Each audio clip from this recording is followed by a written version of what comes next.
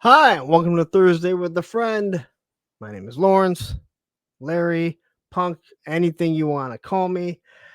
On this day, if you're watching this live, just so you know, this is a pre-recorded video. As of right now, I should be at the hotel for Joe Fest 2025, so I will try and chime in as this is going on. If you're watching it live and leaving comments, but anyway.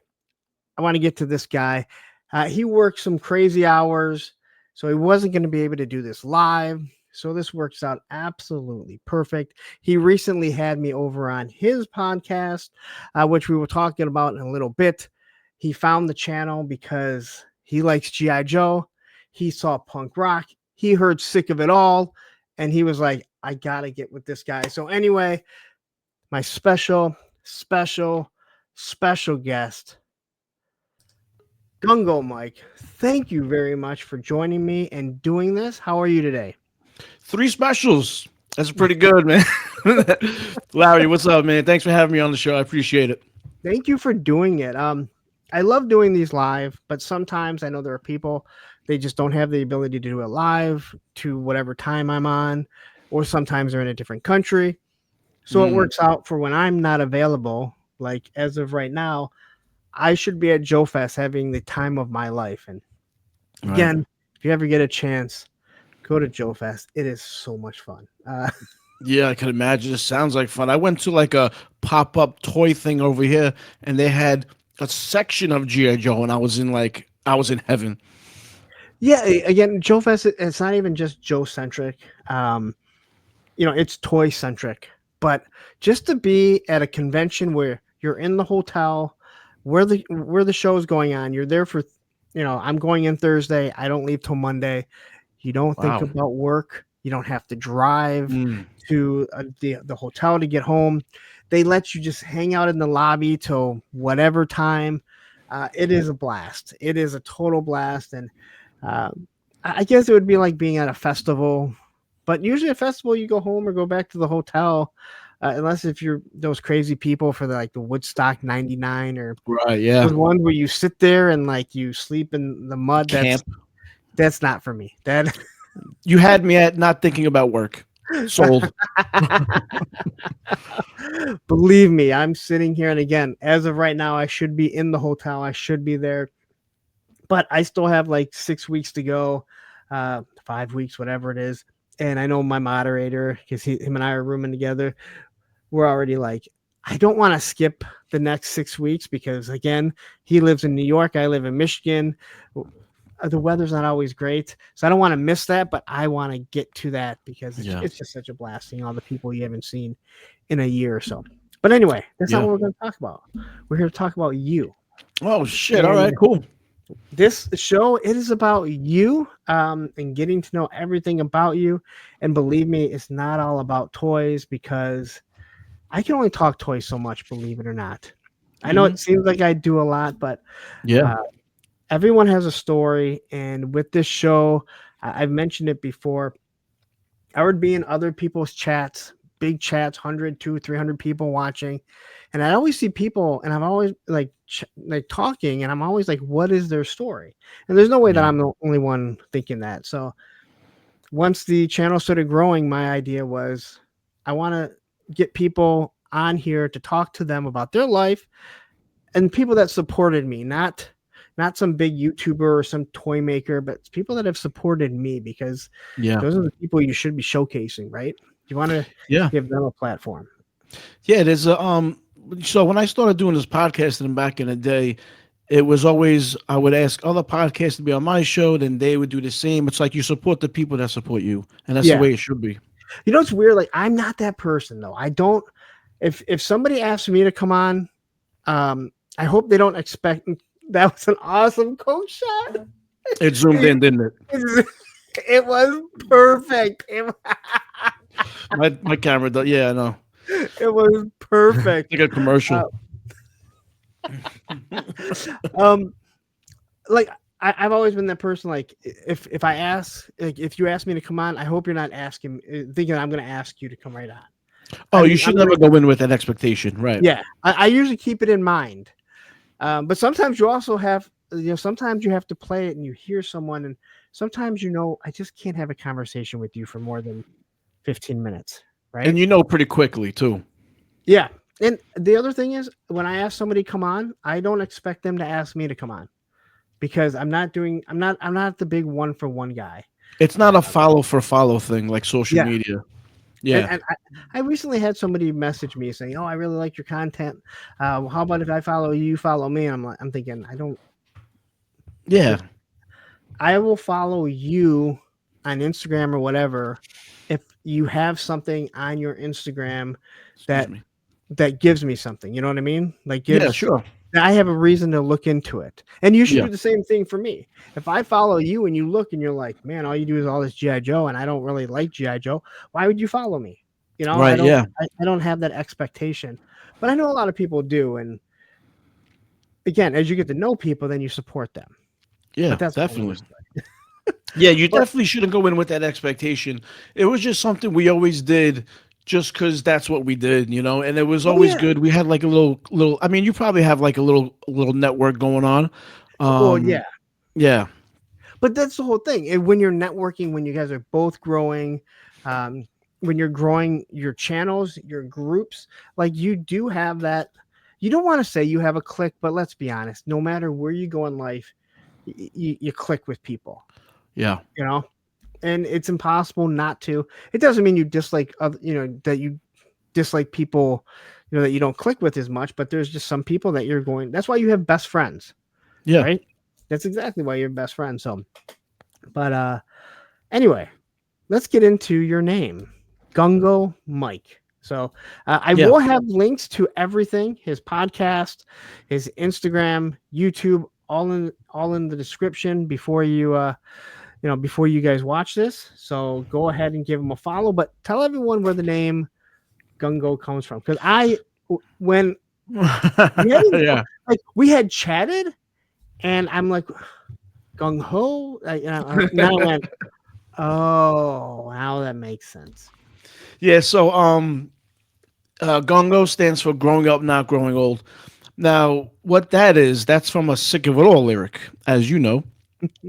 So, but Because the I reason actually, why, when you asked me to be on your show, I actually responded with because I saw the name of it, and then I responded, and I didn't realize that you did it specifically because of Sick of It All. hmm And I yeah, responded with the lyrics, and you're like, "Yep, I want to have that you was, on." yeah. So, like, for why that stuck out to me, and I don't, they may have put that in their lyrics for a different reason. I don't know. But for me, growing up, not growing old, it means like growing up, being a responsible adult, being a good father, a good husband, loyal to your friends, working, taking care of everything, but not growing old, still having fun, still doing the things that make you happy, still goofing off with your friends, still collecting GI Joes, still having fun with your life. You're not a miserable. I see some of these guys. When I go out to dinner with like my kids, I see this guy. He's wearing his full construction suit, miserable. He's with his family, just miserable. So it's like it's pretty much just being like a responsible adult, but still having that fire of youth in you, still kind of being a kid. And I think we're gonna have miserable days no matter what. Yeah, But I'm with you. Like, I have heard so many people, they say, "Hey, I can't believe you still skateboard. Like, aren't you worried?" Well, yeah, I guess I'm worried, but skateboarding to me, it's second nature, and I'm not doing big handrails. I'm not doing giant handrails or skating mega ramps, right? I'm skating smaller things. yeah, You don't ask someone who plays beer league hockey, aren't you worried you're going to get hurt? You don't think about it. yeah, Or someone that plays pickup basketball, right? But skateboarding, because most people can't just jump on a skateboard, it's second nature to me. I don't really think about it. And yeah, I always looked at it as, I would rather, if I'm walking with a cane, or I'm in a wheelchair when I'm 65, 70 years old, and I don't want to be, but if I am, and I know it's because I skated as hard as I did, and I love skateboarding, and I lifted weights to the best of my ability, and that's the reason why I'm in there. It's better than that person that goes, you know what? I want to be able to walk it when I'm 75. I don't know if I'm going to live to 75. yeah, So why avoid the things you love when you're young and can do it, because eventually our body's taking everything like that we love away. Yeah, you're 100% correct. I'd rather be the guy who's messed up at that age, looking back and smiling. Like, Yeah. yeah, I did what I wanted to do when I wanted to do it, and I wasn't, for lack of a better word, I wasn't being a pussy about it. I just went out and I did it, and I had fun. As a kid at concerts, I would always see that person holding up the back wall. And what I mean by Yeah. that, they were just sitting there. And I would always say to my friends, I don't ever want to be that guy. In my 40s, I'm like, I'm so glad I'm that guy.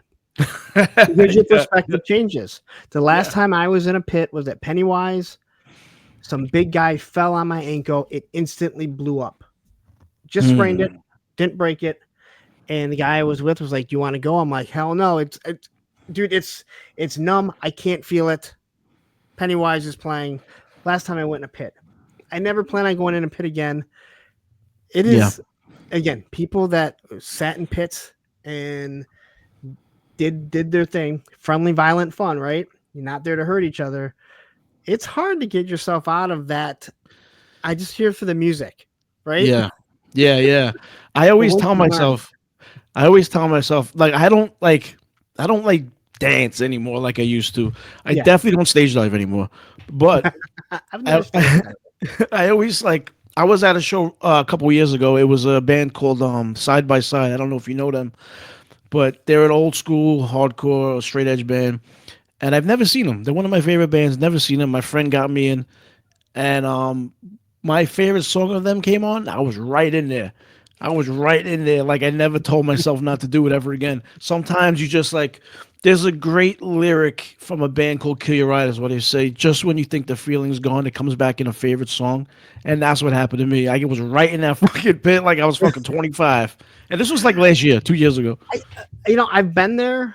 I haven't seen many shows recently. Actually, I haven't seen any in a couple of years, I don't think.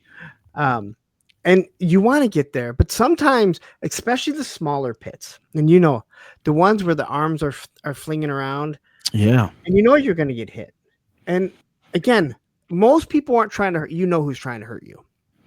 yeah, But I still see some of those now, and I'm like, you know what? I'm not getting up from that these days. Like, yeah. I that's know. one that's taking me out. All right, like, Yeah, you know what? Nothing to prove. There's nothing to prove at this age. All right. yeah. Oh, actually, I saw Judge recently, and I got in there again Oh, too. They tore this place apart. I had to get involved. I had to. he has such a wonderful story about when he started playing. Like people, he's like my wife or girlfriend who didn't know. I don't know if you heard his podcast or he did a podcast, and he talked about how his girlfriend wife didn't know him as Judge. He wasn't in the scene anymore, and when he started doing it again, she didn't understand all these people were coming up to him and they were Right. seeing Yeah. him, and he said that he kind of had to explain the band that he was in and everything, and she didn't. And he goes, then we went and played I think it's the Black and Blue Black and Brawl. Blue. I remember that Yeah. show. Yeah.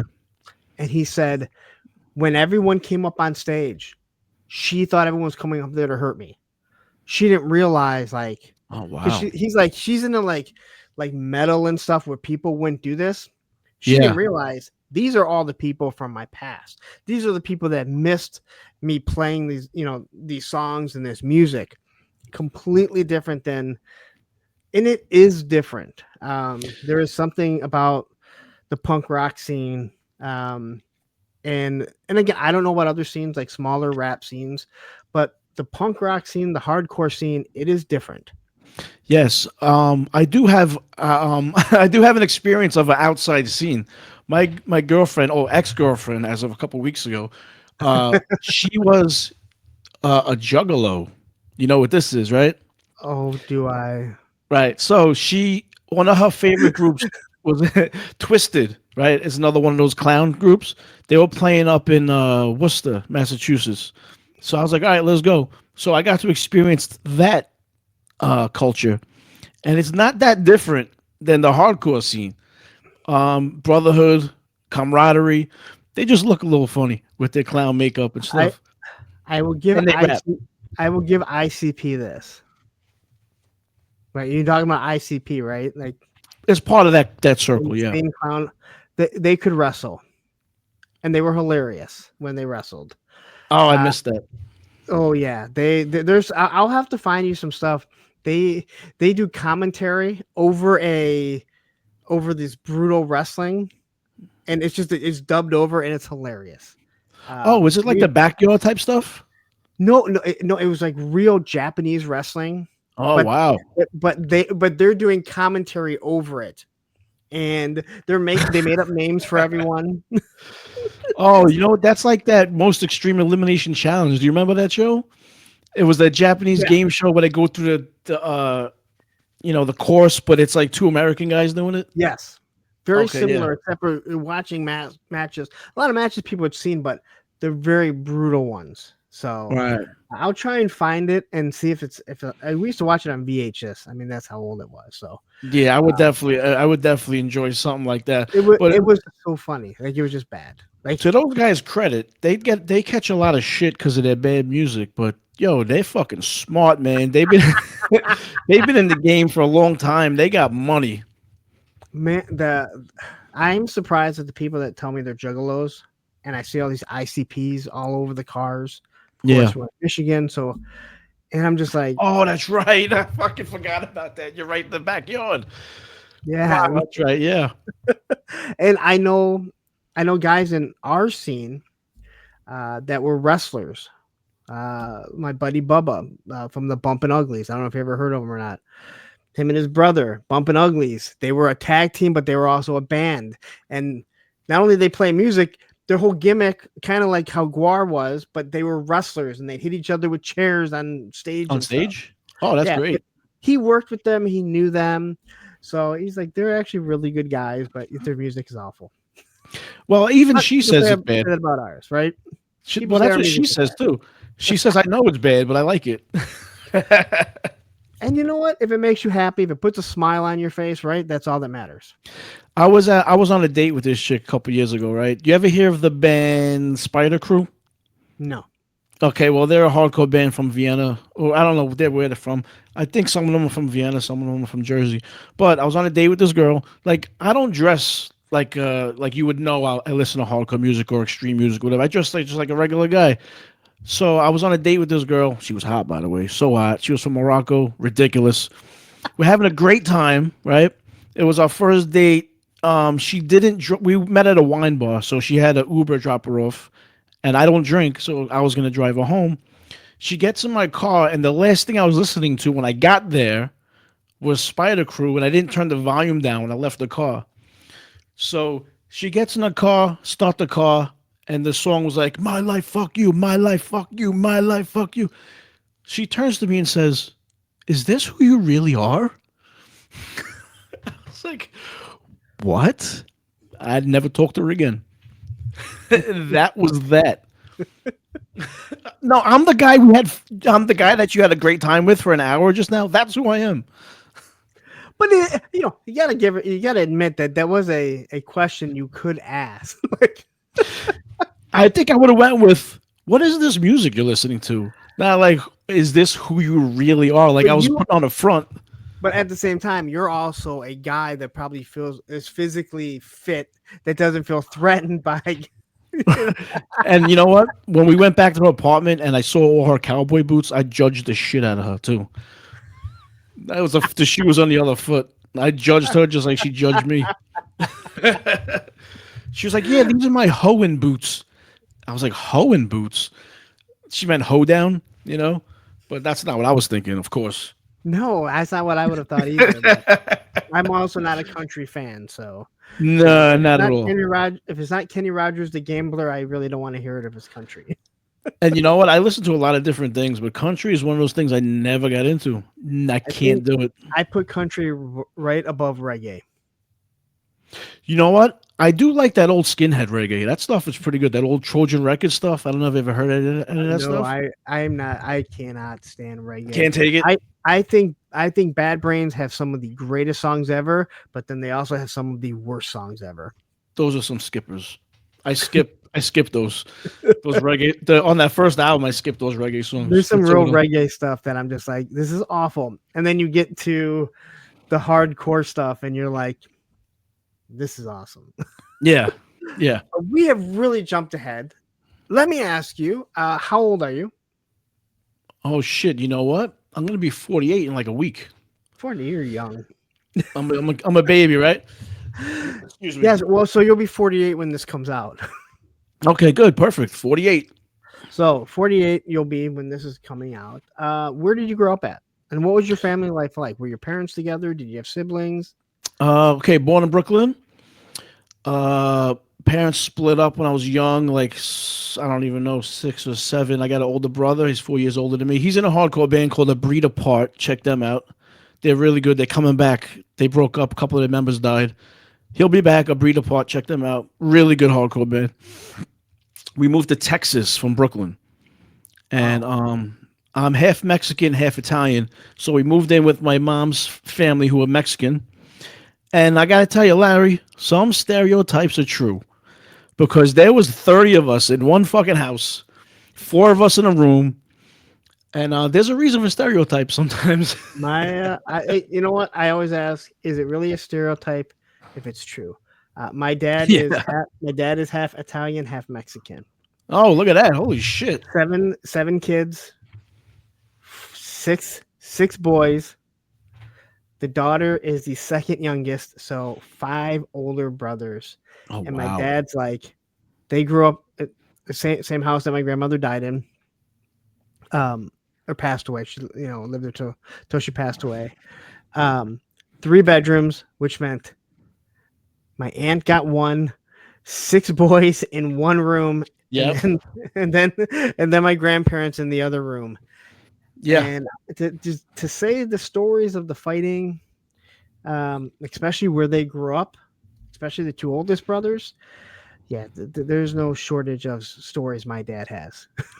The girl must have been tough, boy. She must have been a tough chick. Yes and no. Yes and no. I have stories that I wouldn't say here, but uh, Yeah. I know a lot of different stories, and let's just say she wasn't the best. Wasn't the best judge of characters, Oh and no. I've heard the stories about maybe one of her exes being escorted out of my grandparents' house. Oh, that's okay. He got the boot. He got thrown out into the um, street. so you only have one brother. You said 4 years older, so you really didn't have any built-in play friend growing up. No, he kicked the shit out of me. He played some the game I don't even want to call it games or torture. He used to do this thing. He used to take a pillow, put it over my head, and go suffocation, suffocation, suffocate me with the fucking pillow.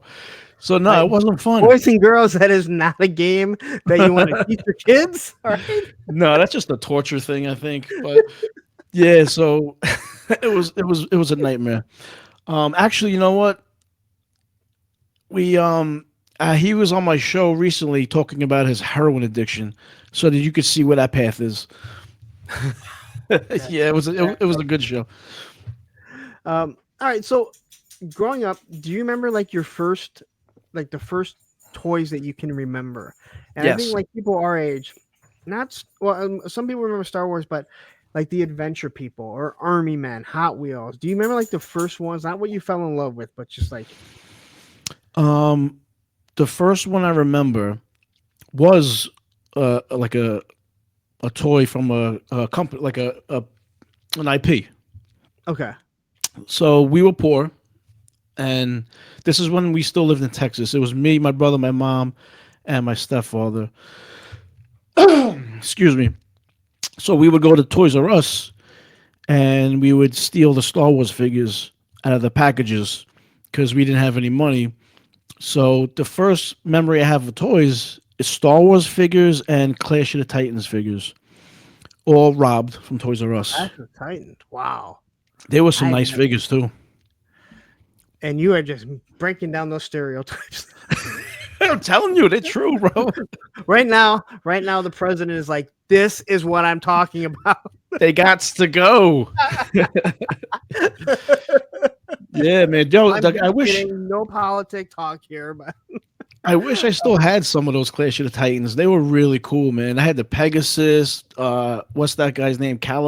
Uh, I the Devil guy. yes, He was always I loved Clash of the Titans. Even Oh, like so good.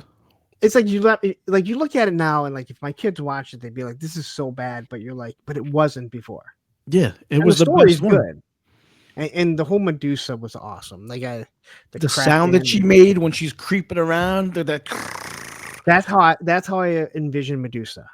Like even to this yeah, day, like maybe not exactly like her, but that's as a snake with that. Like that is how I the bow envision and Medusa. arrow. Yep, Oh yeah, that movie stuck with me. That movie, and there's another one called Jason the Argonauts. I don't know if you're familiar with that one. I know That's the the one. name. The skeletons came out of the ground with the sword and shields. That was another one that stuck with me for a while. Classic. I have to But check that the out. Jason and the Argonauts is great. That's all Harryhausen stop motion movies. Yeah. He did all those. But Clash of Titans figures, Star Wars figures, just yep, those are the ones. And oh, you know what? Oh, another one I remember. This goes back to Brooklyn, so I was really young. Do you remember? Since you got me by a couple years. They had these Shogun guys. They were like this big. They were like this big, and No. their fists would shoot out. Oh, I do.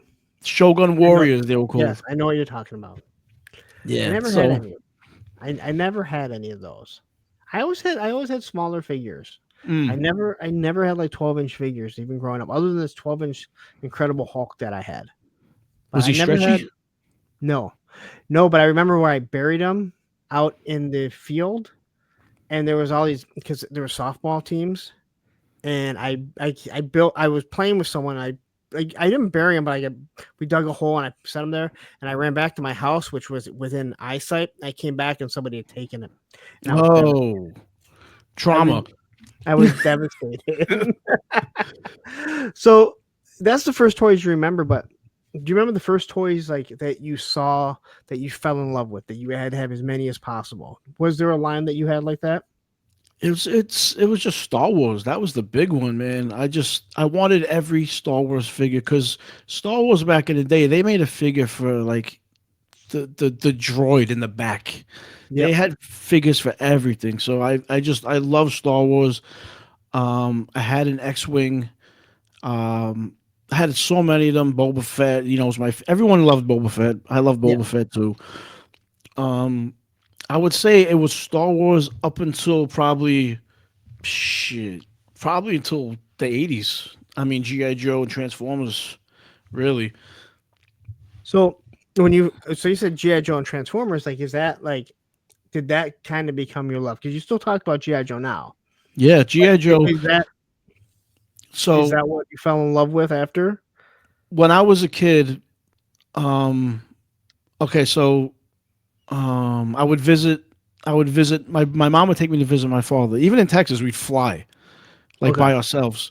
Eventually, we came back and lived in Queens, so it was a little bit easier. But I was a movie kid. He would just take me to the movies all the time. Okay. All I did movies, movies, movies, movies. Great father. He didn't have to talk to me at all. Just take him to the movies, 2 hours, send them back. So I would take my GI Joes and I would reenact the movies I was watching. So Okay. I would play like Full Metal Jacket with my GI Joes. Like I would have them. Probably should have been seeing that movie at that age. Oh no! Well, I watched everything. All I like there was no age limit. So yeah, I would. It was like movies and the GI Joe figures was my little getaway from the world because my stepfather beat the shit out of me as a kid. So that was like my little escape to fucking take like GI Joes and make play like Alien. You know what I'm saying? yeah. So Yeah. you were able to take the GI Joes out of being GI Joe and just Hmm. make them whatever you want. You're able to use your imagination and be Yeah. like, hey, you know what? I saw aliens, and this dinosaur that I have is going to be the alien, and that's awesome. Because I know Yeah. I could do that maybe with GI Joe. Star Wars, I always talk about. I couldn't. Star Wars Yeah. had to be played as the movies, and I think because they're so iconic, I have other people that are like, never bothered me. But Star Wars had to be Star Wars. It couldn't Yeah. be mixed with anything else. But GI Joe opened up everything. You know, you had your own head canon. Plus, what I would do was sometimes I would do like little minor customizations, like that white medical doctor tape. Yes. So you take a little bit of that and wrap it around the Joe's leg and put some red nail polish on it, like he's wounded. Like you Yep. do little things like that, but like you wouldn't see Luke with a bloody leg. Exactly. But Flint out in the field might. Yeah. No, and I'm with you. I was the same way. Now, when you played together with your figures, did you have a problem with scale? Did you have a problem taking a He-Man figure and playing with your GI Joes? No, I never mixed the two. I never mixed the two properties. Okay. If I was doing something like Alien, maybe I would take like you Yeah, said, a dinosaur or something like because that. you're But I would already never. you're already mixing and matching there. Yeah. I wouldn't take like Optimus Prime and be like GI Joe's, be like, holy shit, there's a fucking truck coming after us. I would never mix. I would never mix the two. Even though they live in the same universe. Yeah, they are really are in the same universe. Yeah.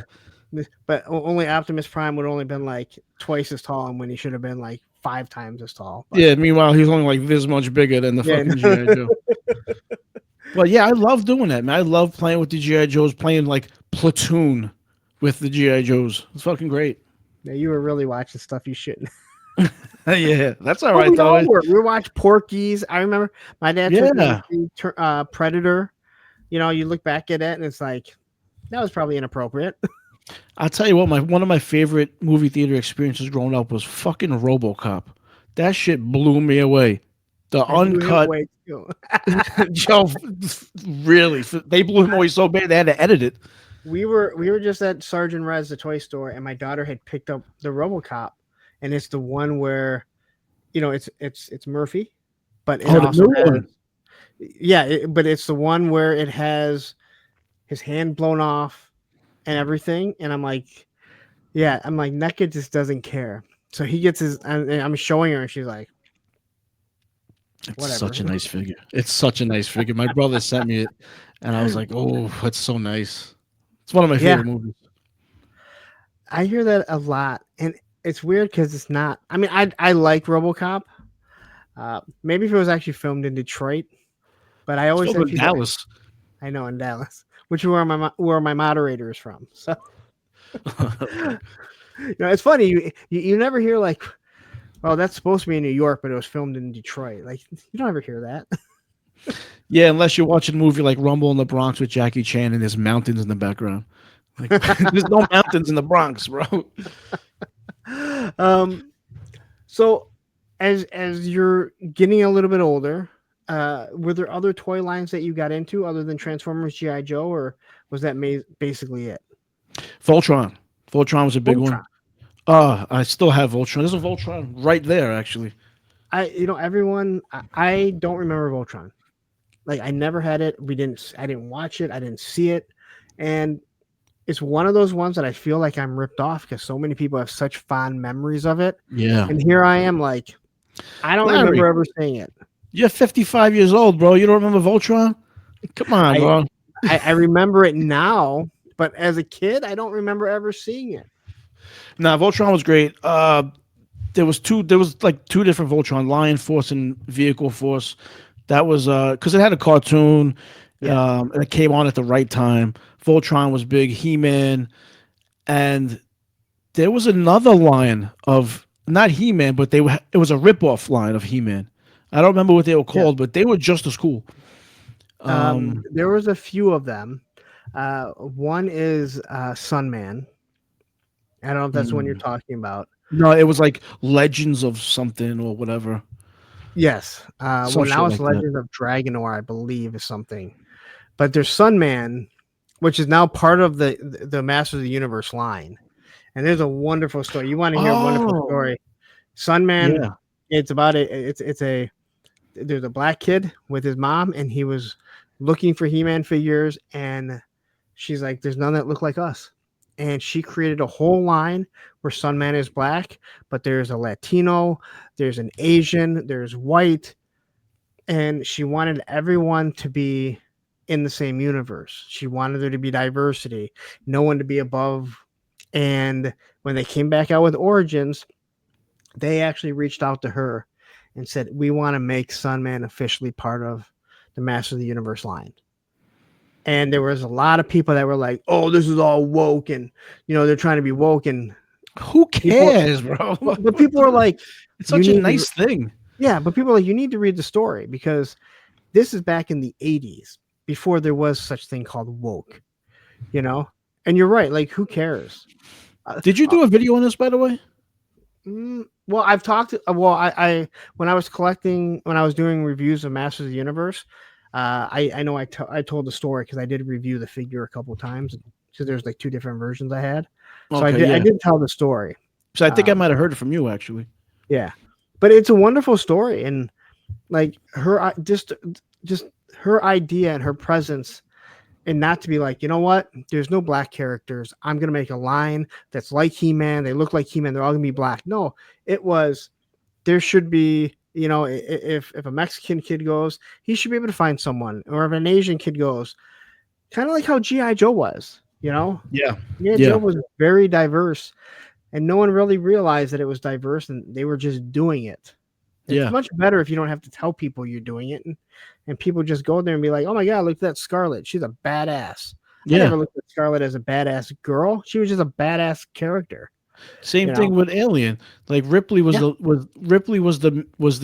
the last character, the last survivor. But it wasn't like we're gonna write in this female to be the last survivor, or people were like, I can't believe they made a female. No, it just was what it was. The the one that I remember that was the shocker was when we find out Samus from Metroid is a girl. That was a big deal. Because you have to beat That it was twice, and then she takes the helmet off, and you find out it's a female, yeah, that and was a big deal. nobody cared. Yeah, I remember everyone was like, "Oh my God, Sandwich is a girl! Oh my God!" Yeah, she turns into a ball. All right, like she turns into a Yeah, ball and rolls. All right, yeah, and, yeah, for and real. you're like, oh my god, it's a girl. Like, not a big deal. Yeah, um, so as you're getting a little bit older, and you go from elementary school into into middle school. Now, you said you're living at. You said you're bouncing back between Texas and, well, you moved to Texas, and it yeah. sounds like you So, had a pretty poor relationship with your stepfather. so we were in Texas. We lived in two different places in Texas, and then we moved to Queens, and then from Queens we went to Long Island, where I'm still at Long Island now. And I was there. I've been here for like 20, 30 years. Okay, so you eventually come back. Um, are you collecting? Do you collect comic books or anything? Did you get into Oh comics? yeah, I love comic books. Okay, so Growing as you're up, it getting, was no, it go was on. the big three for me: Spider-Man, X-Men, Batman. Those are Okay, my big three. so as you're going into middle school, are you still playing with toys and hiding them like most of us, or did Um, you start to get out of it? well, in about fifth grade, I discovered weed, beer, and cigarettes. So I was That's into. I said, yeah, yeah. I started getting into drugs and drinking and girls really, really young. And once you get into those things, the toys get kind of thrown in the closet and they just kind of sit. I'd assume. Um, was that? I said I'd assume. Yeah, yeah. And at one point, I remember this day, and I don't remember a lot from my childhood. I think I blocked out a lot of fucking shit. I Yeah, remember my mom saying, "I'm gonna throw those out. You're not using them." I was like, "Yeah, go ahead." She's like, "You sure?" I was like, "Yeah, go ahead." Meanwhile, you had Transformers, GI Joe, He-Man, Voltron, Star Wars. You had those little Beast guys, whatever the fuck they were called. You remember those guys where you would rub the sticker and he's either gonna be like water, fire, or wood, and I fire beats do, but I wood, don't remember. I do. wood beats water, and water beats fire. I never had any, but yeah, like because Transformers had where you rub the sticker Same thing. Yep. to show, but you already knew because the silhouette was either the Autobots or Decepticons. Yeah. But I remember that because of that. Beast. They were called Beast Wars or something. Yeah. So yeah, all those things. I do have Soundwave and Starfire, the two I have left Really. from all that shit. Yeah. Um, So yeah, in junior high, I was already into like, I found hardcore in seventh grade. That was a game changer. So drugs, girls, beer. That's where I was at. well, I know a lot of guys that I would say in middle school started drinking, and they were smoking, and um, as someone who to this day has never done any of that, it's one of those things where it just kind of went by the wayside for me. I found You didn't miss skateboarding. anything, No, really. and it's funny when people say like, don't you wish, don't you miss that you didn't drink? I was like, well, No. can't miss something I've never done. It's like people ask me, don't you wish you were taller? And I go, well, I've never been tall, so I don't know. You can ask someone, Yeah. don't you wish you were shorter? Because at one time they were shorter. Yeah. I don't Yeah. know what it's Right. like to reach the top Yeah. shelf. It's just it doesn't exist. I have a Yeah. whole top shelf of cabinets that there's stuff up there maybe, but whatever it is, it's been up there probably the past 18 years since I moved. The top of your fridge is filthy, by the way. Oh, I know. It doesn't matter how often you clean it either. It's I tell you what, and in junior high, the one thing we did get into, we would get high and play Dungeons and Dragons. Now that was fun. We got into that. okay, you're killing me. Because I knew a lot of friends that did that. I Yeah, don't it know was if they great. got high because weed wasn't. Well, I guess I also wasn't around it a lot, but I did know the friends that had started doing. More of them did. I remember they did dots, which was rat poison, except it was I don't called know. dots. I never heard of Yeah, that one. yeah, it was called dots, and it was a form of rat poison, basically. It was Wow, that easy. sounds awful. Yeah, and then they did acid. Oh yeah. And I knew a lot of people started smoking weed. Um, like acid and weed, those were the big things. But I do Yeah, remember for he sure. did some dots. There was another guy, he did dots. At least that's what they called them. I mean, I could be completely wrong. Again, I'm not up on my drug Excuse me. terminology all that well. Yeah, I never heard of that one. That sounds interesting. Rat poison. I It know we was used to sniff the glue in wood shop. Yeah, they said it was some form of like it's what they use in rat poison. So it wasn't actual rat poison, but it's something that they would use, and if you use too much, yeah, You again, die. it was. I guess you could. um, so you're basically out of that, but going into high school, what are you doing? Because I know for me, by you know my seventh grade, my mom passed away. I started skateboarding. I went all full into skateboarding. That's all I cared about. Um, so that I mean, I went through the dead years of skateboarding. So Oh yeah, I remember that time. my senior year in 1994, there was 2,700 kids in the school. I was the only skateboarder. After that was when the X Games came, and then it started getting more popular again. Yeah. So that's where I delve into it, punk rock and all that. But you're going into high school. What are you doing? You're doing sports. You clearly got into music. Um, Yeah. so what I are you actually doing when you get in? Like, Well, like I said, when I got introduced to hardcore, I stopped listening to like metal. But I didn't go to my first show till I didn't go to my first show till I was like 18. So that came later. But what the main thing we were doing, um, a lot of street hockey, handball, okay, drugs, drinking. Um, there's a lot of shady shit going on. I've heard that from a few people. So don't feel bad like saying like I've heard a few bad stories on this show that I've done. Well, luckily for my little crew, we had the one fat guy who wouldn't run from the cops, so he always got caught. He was like the one that just would always get fucking caught, which was great for the rest of us. We got away. So I always say about when the zombie apocalypse comes, you don't have to be the fastest. You just got to make sure there's one person slower than you. Exactly, yes, and that's exactly what it was. So, yeah, just nothing really too crazy, just street sports and drugs. All right. I mean, So yeah, I recommend everyone take acid at least once in their life. It will change your whole shit up. You that's what will I've see heard. shit that you've never. You can look at a guy that you've known for 10 years and see his real fucking self. It's so strange. Yeah, I feel being straight edge that I was able to see that too from most people. Yeah, yeah, that's true.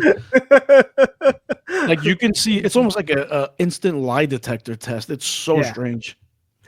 All right. So how you're in New York, all right? Which if you guys don't know, New York has a very large. I wouldn't say punk rock is hardcore, and I know hardcore is a form of punk rock, but Yeah, there is California hardcore, there is New York hardcore and DC hardcore, which is very similar, but it's different than what you hear from punk rock. It's not Bad Religion, Pennywise, Rancid. It's not stuff like that. It is much harder. Where the California hardcore tends to follow the it's kind of heavy, but still has that melodic sound to it. Yeah. I'm not saying that there's no melodic sound out of New York, but how do you start finding that music? Because I've said to people before, I can't talk on other music scenes, but for most of us, punk rock, hardcore, like skateboarding, it is a lifestyle. It's not just Yeah. something that you're part of. And again, I'm one of those people that if I like the song in, when I was in seventh grade, I'm still going to like the song now unless I've just gotten sick of it. Where Yeah. popular music is always like, well, it's not popular. I don't like it anymore. Yeah. And I still have to say, I don't think I've ever gotten sick of any of the hardcore music I've grown up with. Like, there's not one song that I listened to when I was 13 that I can't listen to now. I'm the same way. Yeah, it's pretty sick the way that happened. When I was in seventh grade, I was a burnout. You remember what burnouts? Oh yeah. Oh yeah. So Oh I yeah. was I was what I was labeled a burnout. So I would wear my heavy metal jacket with the patch on the back. Venom. I don't know if you know that band. That was my favorite band. Venom, Celtic Frost. I still listen to Slayer though. Can never stop listening to Slayer. How can But you? and I still love Anthrax. Persistence of Time is still their best album. I I love think that's like a classic at this point. Like a lot of people put that up there with some of the best albums ever. and the songs. This has always been my again. I'm gonna have you finish. When it comes to music for me, if I and not every song, but if I can't put myself in it, and imagine myself singing it and believing that stuff, it doesn't work for me. And most metal is not like that. And that's exactly what happened to me. So Yes. I was in seventh grade. Oh, I'm sorry. Did you finish? Yeah. No. No. I'm just Okay. saying. Yeah. Like, I need to imagine myself singing it. That's why Pennywise and Sick of It All like resonate with me. Rancid's a huge one now. I hated Rancid before. Then you start listening to it, and you're like, "This is how I feel." Yeah.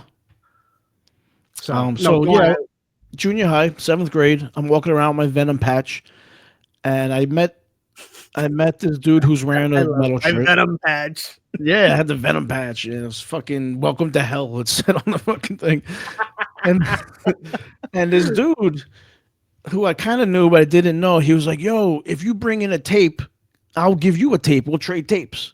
And I've never done that before. I was like, "All right, whatever." He was like, "You have any circle jerks?" I was like, "No, Oh, I didn't have any love. circle jerks, but my brother did." So I was like, "Yeah, I'll bring in a circle jerks thing for you." So I went to the house, the apartment we lived in. We shared a room, and I stole his circle jerks cassette. And I brought it to school the next day. I was like, "Here, here's your circle jerks." He was like, "Here, you take this." And he handed me over a cassette. I looked at it. It said New York Hardcore, Where the Wild Things Are. I was like, what the fuck is this? And on the cover, it's a bunch of guys piling on. There's a guy singing. I think it's Gorilla Biscuits. And it was like nothing I've ever seen before in my life. I was like, I don't know what world this came from, but I'm going to check this shit out. I got home. I put the tape in the deck, opened the lyrics, read the lyrics, the whole fucking cassette, first and side, second side. I was like, I can relate to this. This is my life now. Yo, no more metal. I mean, I still, Slayer, Celtic Frost, I know but what you're saying. from that point on, I was like, I'm gonna find all these bands own like their individual albums, Yeah. and that's where it all started for me. It was because this was something I could sing along with, I could relate to. It has passion, and that was it, man. Seventh grade until today. No, and I'm the same way. I can remember my best friend was with me, and we were over my aunt and uncle's, and he's talking to my cousin, and I don't know how he knew these bands. Now we had all heard of the Misfits, but he was asking about. She's like, "Oh, I have the Misfits, Circle Jerks, Doggy Style," which was really hard for me to find, and Bad Brains. and she like dubbed them all for him, and I fell in love with the Circle Jerks, and to this day they're one of my favorite bands. In 1990, I think 94, maybe 95, when their last album came out. I cannot believe they haven't done another album. Yeah, That was one of the best concerts I ever went to. that's It great. sounded amazing. They had to cut it short because the club they were playing in, they had this thing called 3 Floors of Fun, and I'd never seen a band do this. They're told they have to cut it short, so Keith Morris would sing 30 seconds of a song, stop it, and go, all right, well, that's all we have for this song. We got to move on to the next one because we only have this much time. And it was hilarious. Wow, I've never even heard of that before. They should have just was- played Deny Everything 5 times. That's the best song dude, ever. I love that was- song. It was hilarious because he was so aggravated over this because Oh, I'm sure. you have to be off by 10. And he's like, well, all right, well, they didn't have time. So he played like, I think there's like 4 or 5 songs. They play like 30 seconds. Not that sick or Circle Jerk songs are that long to begin. No, they're not. Yeah. But you have the whole band there that understood exactly what they were doing. So I'm assuming it wasn't the first time that he had done it. Yeah. But it sounded so good. And to think of all the concerts we've seen, there's very few that I can be like, I remember vividly what happened and things that happened there, because I can be like, oh, dude, I saw Face to Face like 7 or 8 times, and other than remembering that where they were at, maybe I don't remember anything that stands out. Yeah, I know. I understand what you mean. I can remember Slapshot and watching some little punk, and I don't mean that. I mean he was a punk kid in the pit. Not a big show. Same place too. Same St. Andrew's Hall, and Punk's Dead comes on, and this piece of shit Nazi skinhead. This kid's just trying. He's in the pit trying to have fun, and this guy would grab him and he threw him down. But the kid didn't get it. He kept getting back up, and then he get thrown. And I'm like, dude, you need to get the fuck out of here, because this guy now, Choke is singing Punk's Dead. This guy sees a punk, probably the only punk that's there, or at least in the pit, and he's gonna take it out on you. Yeah. And that's not what that's, well, No. who knows what Choke was thinking when he writes those Slapshot songs. Yeah.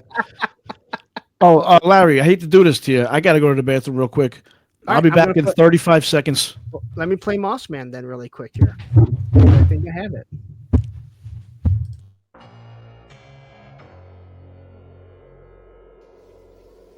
Oh, hey guys, what's going on?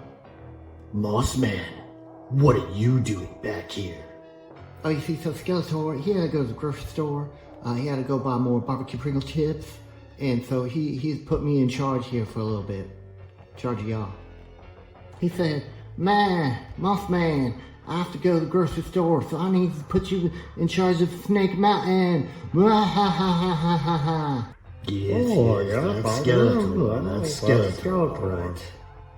Skeletor said since I was in charge, I could use the credit card and maybe go online and buy some action figures for myself. Oh, some action figures sound kind of nice. Yes. Maybe we can go to Big Bad. Yeah, Beast Man, we don't say that around here. We go to HellDopeToys.com. They have the best prices in town, and they ship everything in one business day. One business day, Beast Man. That means I buy it, and it comes to my house super fast, and they pack it all real nice. So when I go to do my YouTube reviews for my 5 subscribers, I'll be like, oh, look at this minty fresh packaged box that I got from HelloDopeToys.com. So what are we waiting for, y'all? Let's go get that credit card and head on over to HelloDopeToys.com right now before they run out of all the good stuff.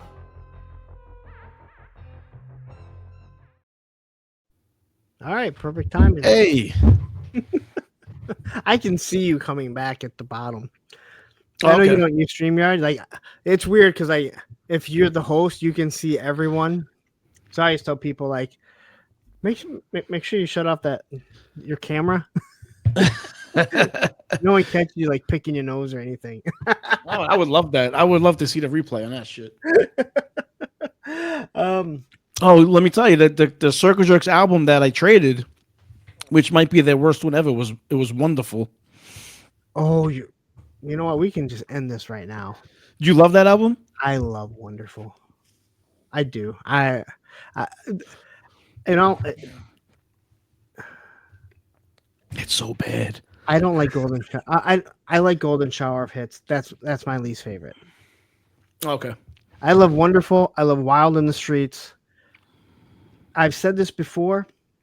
I think the Circle Jerks and Bad Religion need to go re-record their first albums.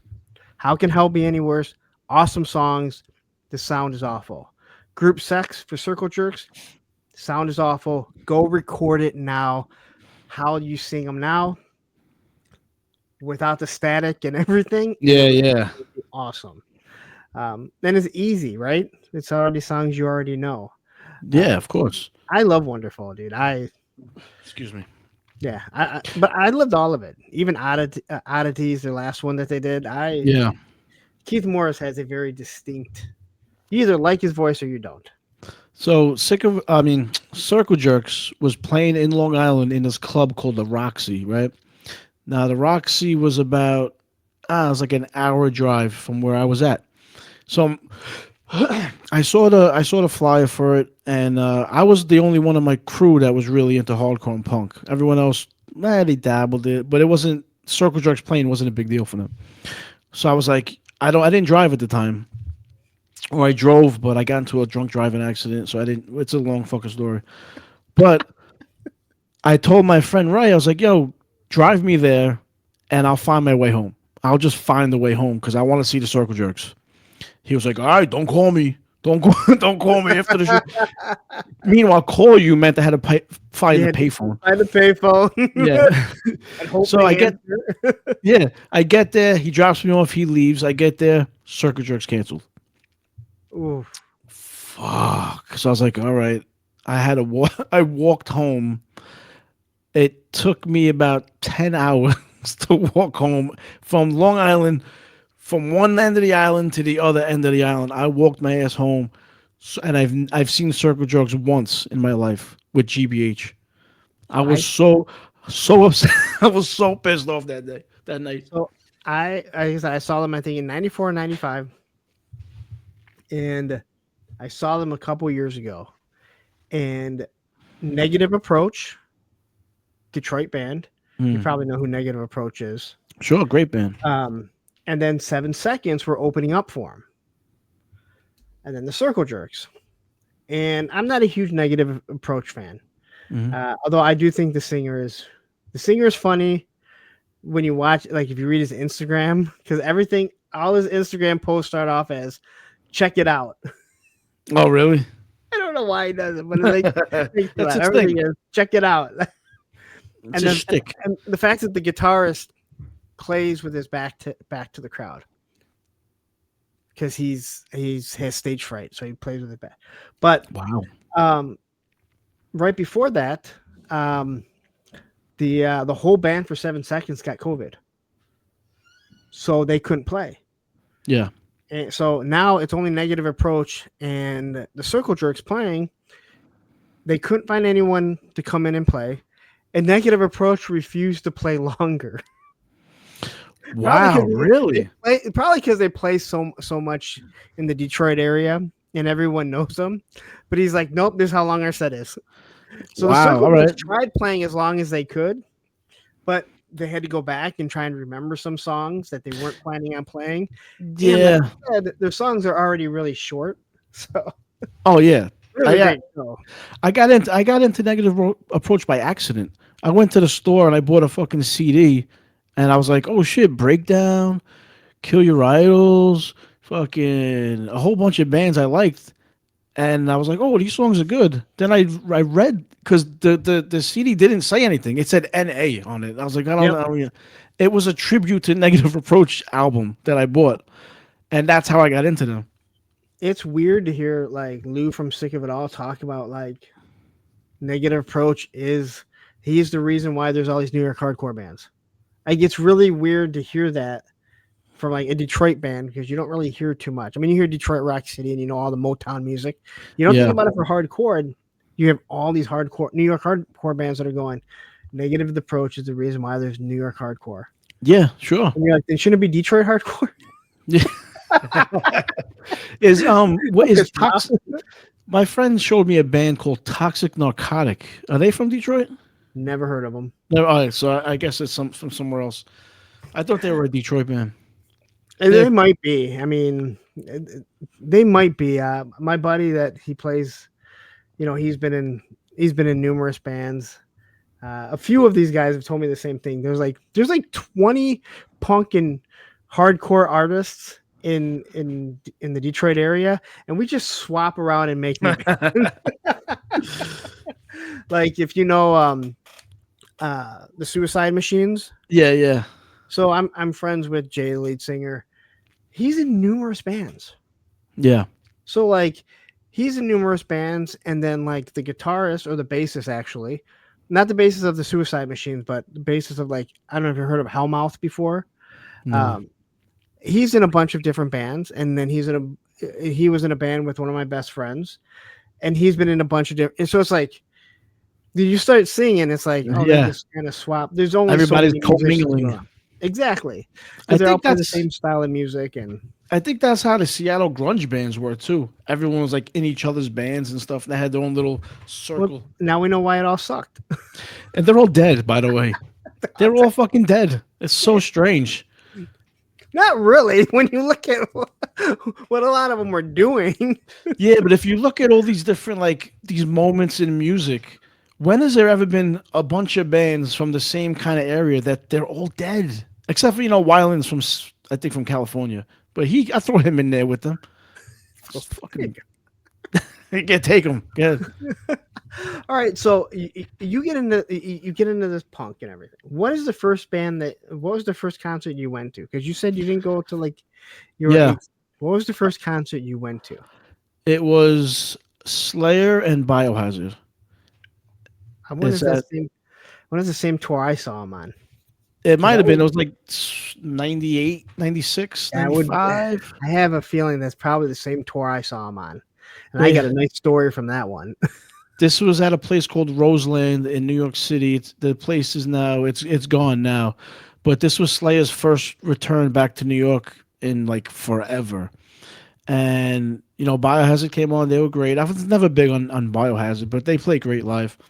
So Slayer comes on, and they open up with Raining Blood. And, dum, dum, dum. Yep. Dum, dum, dum, and then it kicks in. The whole fucking place is going like hair everywhere. I was like, holy shit. It was fucking amazing. It was so much fun. It was so good. It's one of my best memories of my entire life. My first concert, like, you went late. Like, and I know you're a couple years younger, but oh yeah, I saw in '93 Sick of It All and Biohazard. Biohazard was opening up for Sick of It All at St. Andrews. I saw a lot of concerts at St. Andrews. I'll still say it's the best club I've ever been to. And earlier in that day, we saw Army of Darkness, and then we went and saw Sick of It All and Biohazard. And for your first concert, you're like, you know what? I'm never going to be scared to go to another concert. Yeah. Until I went to Guar, which is in the middle of the ghetto. It's a whole other Nazis, and that's a whole different story. Yeah, that's like a different universe. But I think that's the only time that I'd seen Slayer. Biohazard open up for him, and I remember this distinct. I was so mad. I never wear good shirts. I would never wear a good shirt to a concert because it might get ruined. Yeah. Sick of It All had just played. I just bought a sweatshirt, nice, thick, Sick of It All sweatshirt, and I'm in the pit. And I bump someone behind me, and I get thrown down, yanked back up. And when I'm getting yanked back up, I can like feel and hear the terror.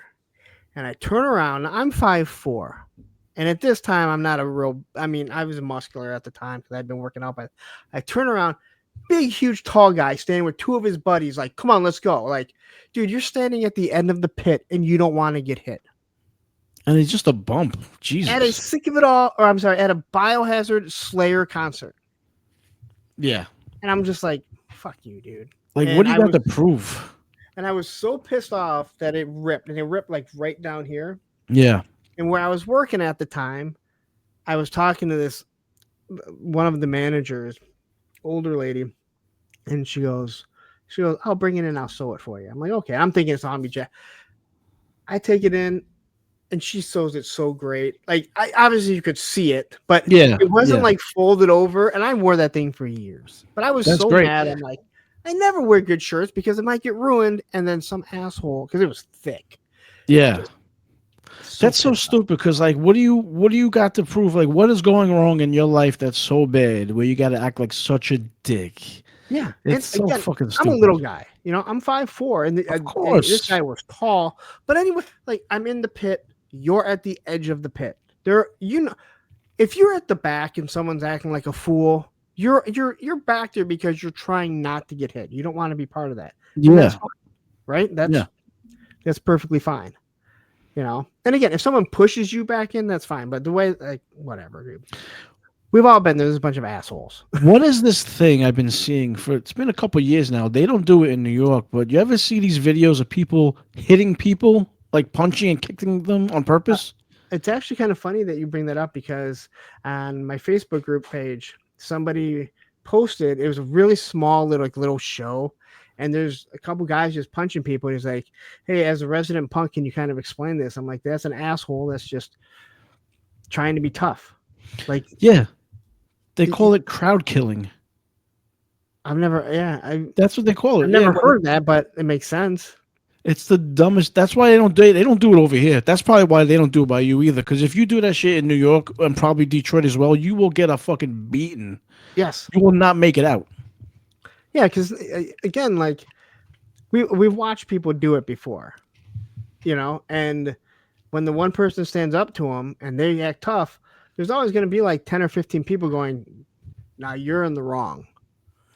You know, you're in the wrong here because there's again, I go back to the metal band. I can't think of their name. The Toxic Waltz. Exodus. Friendly, violent fun. That's what it is. Yeah. You're not there to hurt someone. If someone falls, you pick them up. Now, don't get me wrong. Being in the pit, there's always that one asshole that constantly falls, constantly doesn't know what he's doing, and you stop picking him up because you're like, you know what? You need to learn. You got to learn. Yeah, you got to. Yeah. You know? Exactly. Yeah. You're acting a fool. I'm not picking you up again. I'm not going to kick you while you're down. Yeah. But I'm not going to pick you up anymore because I've watched 10 other people do it, and you can't. It's enough already. Yeah, exactly. And after a couple shows, he'll learn, and he'll excuse me. That's just how it is. Yeah. Baptism by fire. Get in there, kid. Roll around There's a little only bit. one way to learn, man. We used to when we used to go to shows. My buddy Chris, he was probably 240, big solid guy. Well, every time he skateboarded, he'd break a board. And when the band would start, he would be the first person going through, and he'd bulldoze through everyone. Then there'd be like my buddy, me, and whoever else. And we let Chris just bulldoze and create the path for us to get up there. This way, you're not kind of pushing people out of the kind of a dickhead move, to be honest. But you're also not hurting them. You're just like, get out of the way. We need to get up there. That's great. I'm not going to lead it, not at my size, especially then. Yeah, but your size is great for getting thrown around. Like if you want to get to the top of the pylon, you just throw yourself right. Well, you're kind of stocky too, though. But I don't know. Yeah, well, that was the thing. Like I never went down because very low center of gravity. Center of gravity. I was pretty strong at the time, and I mean, I get hit, and I was very prideful that I didn't get knocked down. Yeah, I got hit, I got bounced around, but when people hit me, they knew they were hitting me. You know, And again, you're not trying to hurt anyone. Never trying to hurt anyone. Yeah, but it's very prideful not to get knocked down. Oh, sure. So that last time in the pit when someone fell on my ankle and I went down, very hurtful to that your ego in my 40s. Ego got bruised. I might have been like 38 at the time. So man, I feel young at 38, Yeah. at Yeah. I 49 know. now. A friend of mine, his name's Anthony. He's we call him Little Anthony. He's a little guy, but if you look at these hardcore albums, the pictures, he's on top of everyone. He's in like every hardcore album, but he's always on top because he's such a little guy. He gets up there so fast. I never liked stage diving or crowd surfing. I mean, I've done Yeah. it. It was never. I don't even. I don't even know if I've ever stage dived. I know I've been on stage and I've gotten off. I can't remember actually stage diving. I Stage think I diving's have a fun, fear. man. I think I always had a fear of Violently hitting the ground. people splitting. Because how many times did you see people split and you went, You hear that big thump. and it was always a big person Yeah, no or one a wants to woman. catch that guy. What? No one wants to catch the big Oh, guy. no, that's like you see him and you're like, no one's catching you, dude. Yeah. Like you should go walk down the steps on the side there. Yeah. Because Take the everyone's like, long way out.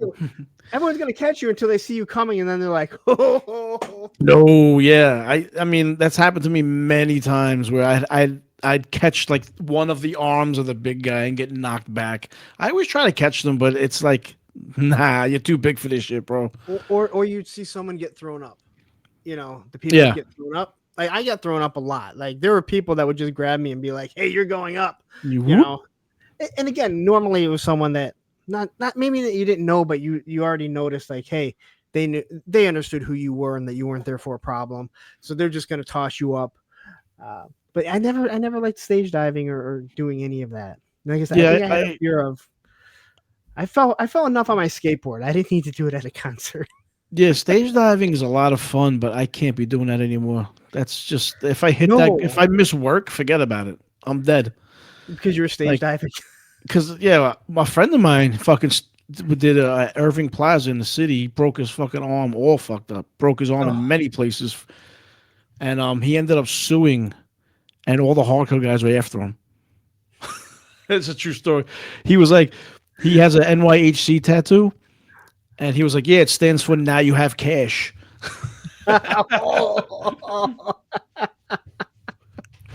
It's fucked up. Yeah, people don't like that.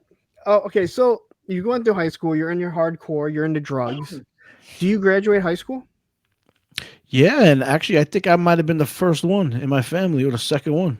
So that was a big moment. Nobody graduated high school. So what is your family life like while you're going through high school? Because you said you didn't have a good relationship with your stepfather. Yeah. Was your relationship with your dad any better, or was he just? No. And then what about you? If you don't mind me asking, I mean, I don't want to. So no, I talk about everything. So we're living in Long Island, but it's like it's me, my mom, my stepfather, my brother. Now my brother got into a lot of trouble. My father is in Brooklyn. My brother got into a lot of trouble. They kicked him out, and he moved to Brooklyn to live with my father. This was like, I guess I was like 12 or 13. So I had no relationship with my real father, and my stepfather beat me up. I had no relationship with him. So I was out of the house, as a lot of people our age was when we were kids. I was out of the house all day, all night. So there was no family. There was no home life. I would come home and grab French fries out of the freezer and nuke them. Or like there'd be frozen. There was this company called Micro Magic back in the day. They had hamburgers, French fries, chicken. They had all sorts of microwavable shit. I lived on that. And then I learned how to make fucking oodles and noodles. Lived on that shit. So there was no home life. It was just friends. So you're truly like the hardcore, and not all the hardcore guys are like this, and not all the punk rock guys, but the ones that truly came from a broken family.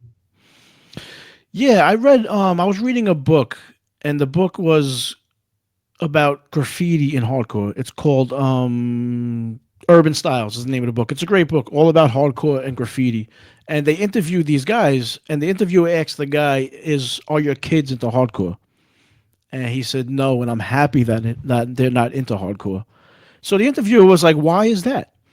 And the guy said, and I remember this, he was like, because to get into this kind of music, you have to be kind of broken a little bit. And that fucking resonated with me. I think he's correct because a lot of these people that are in this scene are something's not right I'll, somewhere. I'll give you that. But I don't think you need. Again, I guess we all could be kind of broken. I mean, my mom died when I was 12 or 13, That's and a big fucking deal. yeah. But my parents were married, and even though I barely saw my dad because he worked all the time, I watched the sacrifice of my dad to make sure my sister and I had everything. Yeah, Um, so I came from a middle class family, and so did all my friends. So I never tried to portray that life. And we know a lot of people do it. A lot of people in the scene, they try and portray their life, and then when they find out, hey, dude, you grew up in the most middle class family ever. Stop yeah, acting like you had it so hard. No one knows what's really going on in yeah, someone's home, but we do know that some people will sing and write stuff about things that they're just not true, and it comes out that way. And yeah. again, that's why like I don't understand bands that, oh, I have a songwriter. You don't write your own songs? That is strange. Like Yeah, how like that's like I even find it weird that Scott Ian writes the songs for Anthrax and then you have someone else sing it, you know? yeah, Like because Anthrax is Scott Ian's band, except for he's not the singer. yeah, And I've always said I think very seldom do I think when a band switches singers does it work, because those bands, like usually the singers are the ones writing the majority of the lyrics. So I yeah. know when Pennywise, when Jim left and they got Zoli from, what's he from? Um, he's in another hardcore, straight edge hardcore band. But anyway, I love the album. I love the album they did. I never saw him play with them, so I didn't Yeah. hear him sing the other songs. But it's like Jim and Matthew Thirst, the one that committed suicide, um, they wrote most of the songs.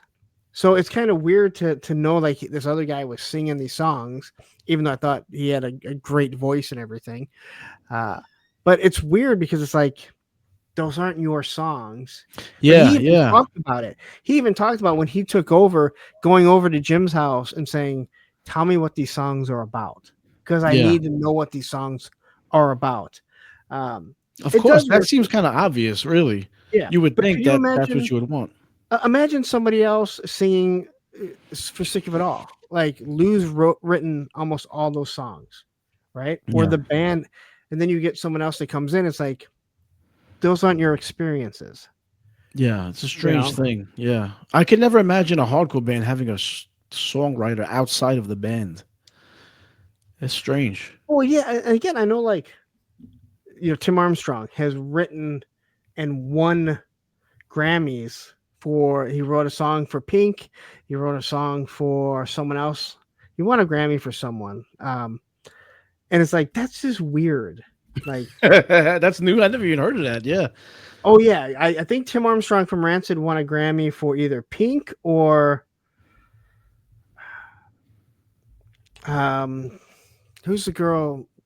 Gwen Stefani, one of them. Oh, of course, right. Yeah, because he's written stuff for. Well, he actually started Dance Hall Crashers, which I believe she sang.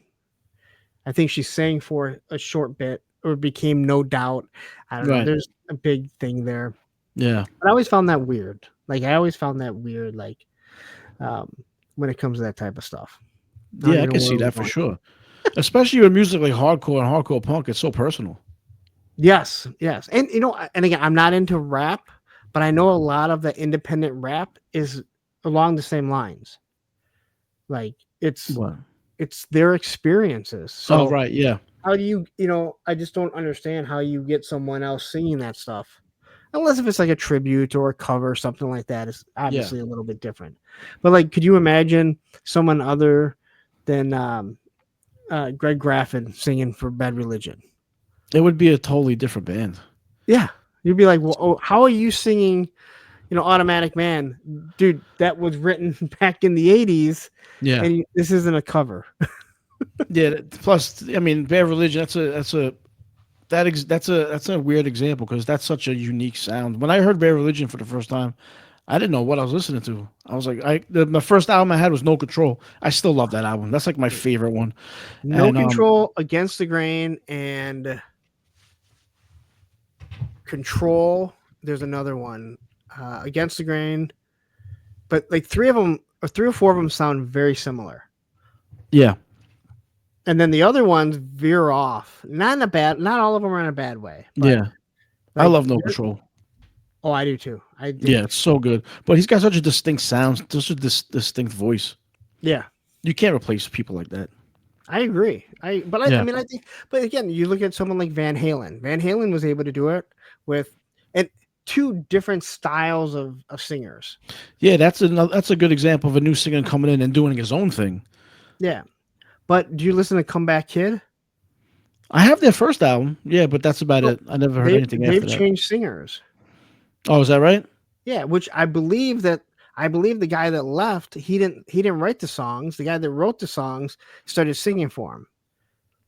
Oh, really? Wow, look at that. There's something really like I think he was the guitarist or or maybe the bassist. So then he took over singing duties, and I don't really notice a difference, to be honest. Yeah. There's another There's another band, the singer Straight Edge that just left. Another they're out of Pennsylvania, I think. It's a hardcore band? Yeah. I don't even know any band. Like Wisdom in Chains might be Yes. the only Pennsylvania band I'm thinking of. Oh, is that the one? Yeah, and the singer left. And there's a new singer. Yeah, That guy's Which makes another no guy. sense. He had a very distinct voice also. and it makes no sense because he's straight edge, and he's like he has a being straight edge dad, and like I'm so proud to be your straight edge dad, and it's kind of like how does someone else sing that? That seems very personal. Very personal. Unless if you were just singing to like making up lyric, like it seems very odd, just in my personal opinion. But There's got to be more than one Pennsylvania hardcore band, though, right? That's the only one. That's the only one I know. I don't even remember why I knew they were from Pennsylvania, but you're like Wisdom, like that's it. That's the one. Yeah. Good band, though. Good band. Yeah, like and very short songs. Great. Love it. So you graduate high school. Do you go on to college or do you go directly into the workforce? Oh man, I started working in high school at like 15. My mom sent me to work with my stepfather's father in Queens doing construction. It was fucking horrible. 15 years old, 12 hours a day, all summer. Fucking hated that shit so much. So I went right to work, and I haven't stopped since. It's fucking miserable. Fucking, I'm sick of it. I'm sick of working. I don't want to work no more. Hence why I'm home now. That's why I'm not at work right now. Well, I should be sleeping right now. Hey, you're the one that reached out to me, wanted it. Yeah, I figured, why now? I'm home, right? Fuck it. No, again, like I was trying to figure out what Sunday, and I know you have your kids on Sunday. Yeah. I'm like, I don't really want to be locked up if I don't have to. But Yeah. there's certain things that I have to do for the channel. And even though I wasn't planning on I was actually going to record some classic videos and stuff. And I'm like, you know what? Let's just get it done. And it has to be done. And then it's locked and loaded and good to go. Right. Yeah. Ready to go. So you go right in the workforce. Are you still listening to the same music? I'm assuming. Yeah, I got into hip hop a little bit there in high school. Definitely got into hip hop and also hardcore music around that time. I would say, I don't know, the mid 90s. It wasn't popping up in the stores like it was. Like I couldn't find cassettes like I was, earlier than that. Now you bring up hardcore, but are you listening to punk rock? Are you listening to like Strung Out, Lagwagon, NoFX, or are you more or less? I know you said Bad Religion. So you're the only punk I was listening to was Bad Religion, Circle Jerks. That's it, and GBH. But they're kind of hardcore a little bit. And that's probably because of your younger days of finding it, because that was the stuff that was readily available. Yeah, and luckily I had a place up the block from my house that sold all the hardcore shit, and that place closed. And there was two places, and they both closed. It was hard to find, but then hip hop spoke to me. got into hip hop, 90s hip hop, still listen to that shit to this day. And that's where I was at around that time. But but what about like the California scene? Because I know earlier I talked about like Instead, there was a lot of hardcore bands that came out of there, but they had a different feel. They had a Yeah, total different sound. couldn't get Did you into it. really listen to anything, or is it East Coast? Yeah, I didn't really listen to anything over there on from California. Actually, still to this day, I think the only really band from California I listen to is Powerhouse, and that's Okay. about they're from Oakland, and because they have like a more hardcore kind of sound. There was You, something about that West Coast stuff I just couldn't get into. you listen to the Bronx? I heard like one of their songs. That was pretty good, but they're like a rock band, right? What are No, they? no, they're like a heavy punk band from California called the Bronx, and then they have El Mariachi. It's their mariachi band. Oh, really? I Which remember I'm hearing not a that big song. fan of, but I think it's Yeah, awesome. They're like, we like mariachi, so we're gonna have yeah. mariachi, and I think they're called El Mariachi. I think that's what their name is, but it's the same band members, and they sing mariachi stuff. That's the punk band Newfound Glory has a hardcore band too. They did kind of like the same thing. The International Superheroes of Hardcore. Have you heard of that? It's pretty good I, though. It's pretty I good. tried listening to Newfound Glory, and I was like, this is some of the worst music I've ever heard in my entire life. Listen to that hardcore band. That was not bad. It's But humorous. It's funny, but but you know who else has an amazing hardcore band that is the whole reason why it is who they are is God, who's the real righteous metal rap band? Inside Out. oh, Inside Rage Out. Against the Machine. Rage Yeah. Against the Machine. Rage Against the Machine was supposed to be Inside Out song. Okay.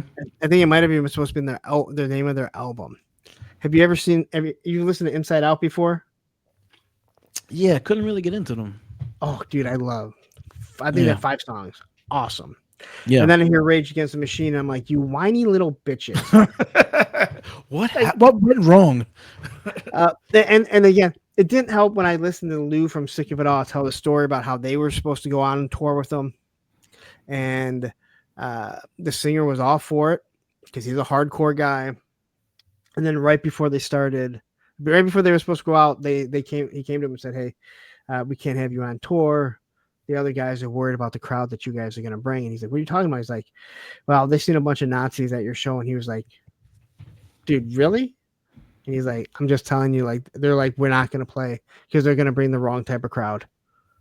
And Lou's like, Dumb. "Fuck you." Like, and like, you'll hear him like Dumb. basically curse him out. Like, Yeah. because again, if you know anything about Sick of It All, it's like, you mean the band that had KRS-One on their first album? Yeah, Yeah. no, I don't. Yeah, I don't think you have to worry about that. I don't Yeah, think that's that. dumb. That's a really stupid thing. And you can't help if certain people like your music. Yeah, of course. It sucks that unfortunately some of the music we listen to, people associate it with that skinhead group. Yeah. And it's like, sorry, like, I can't help it that they like this. All right, I'm not listening to Screwdriver. Yeah.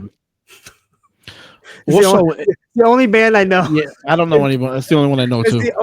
that's the only racist band that I know is Screwdriver. Yeah, no, that's it.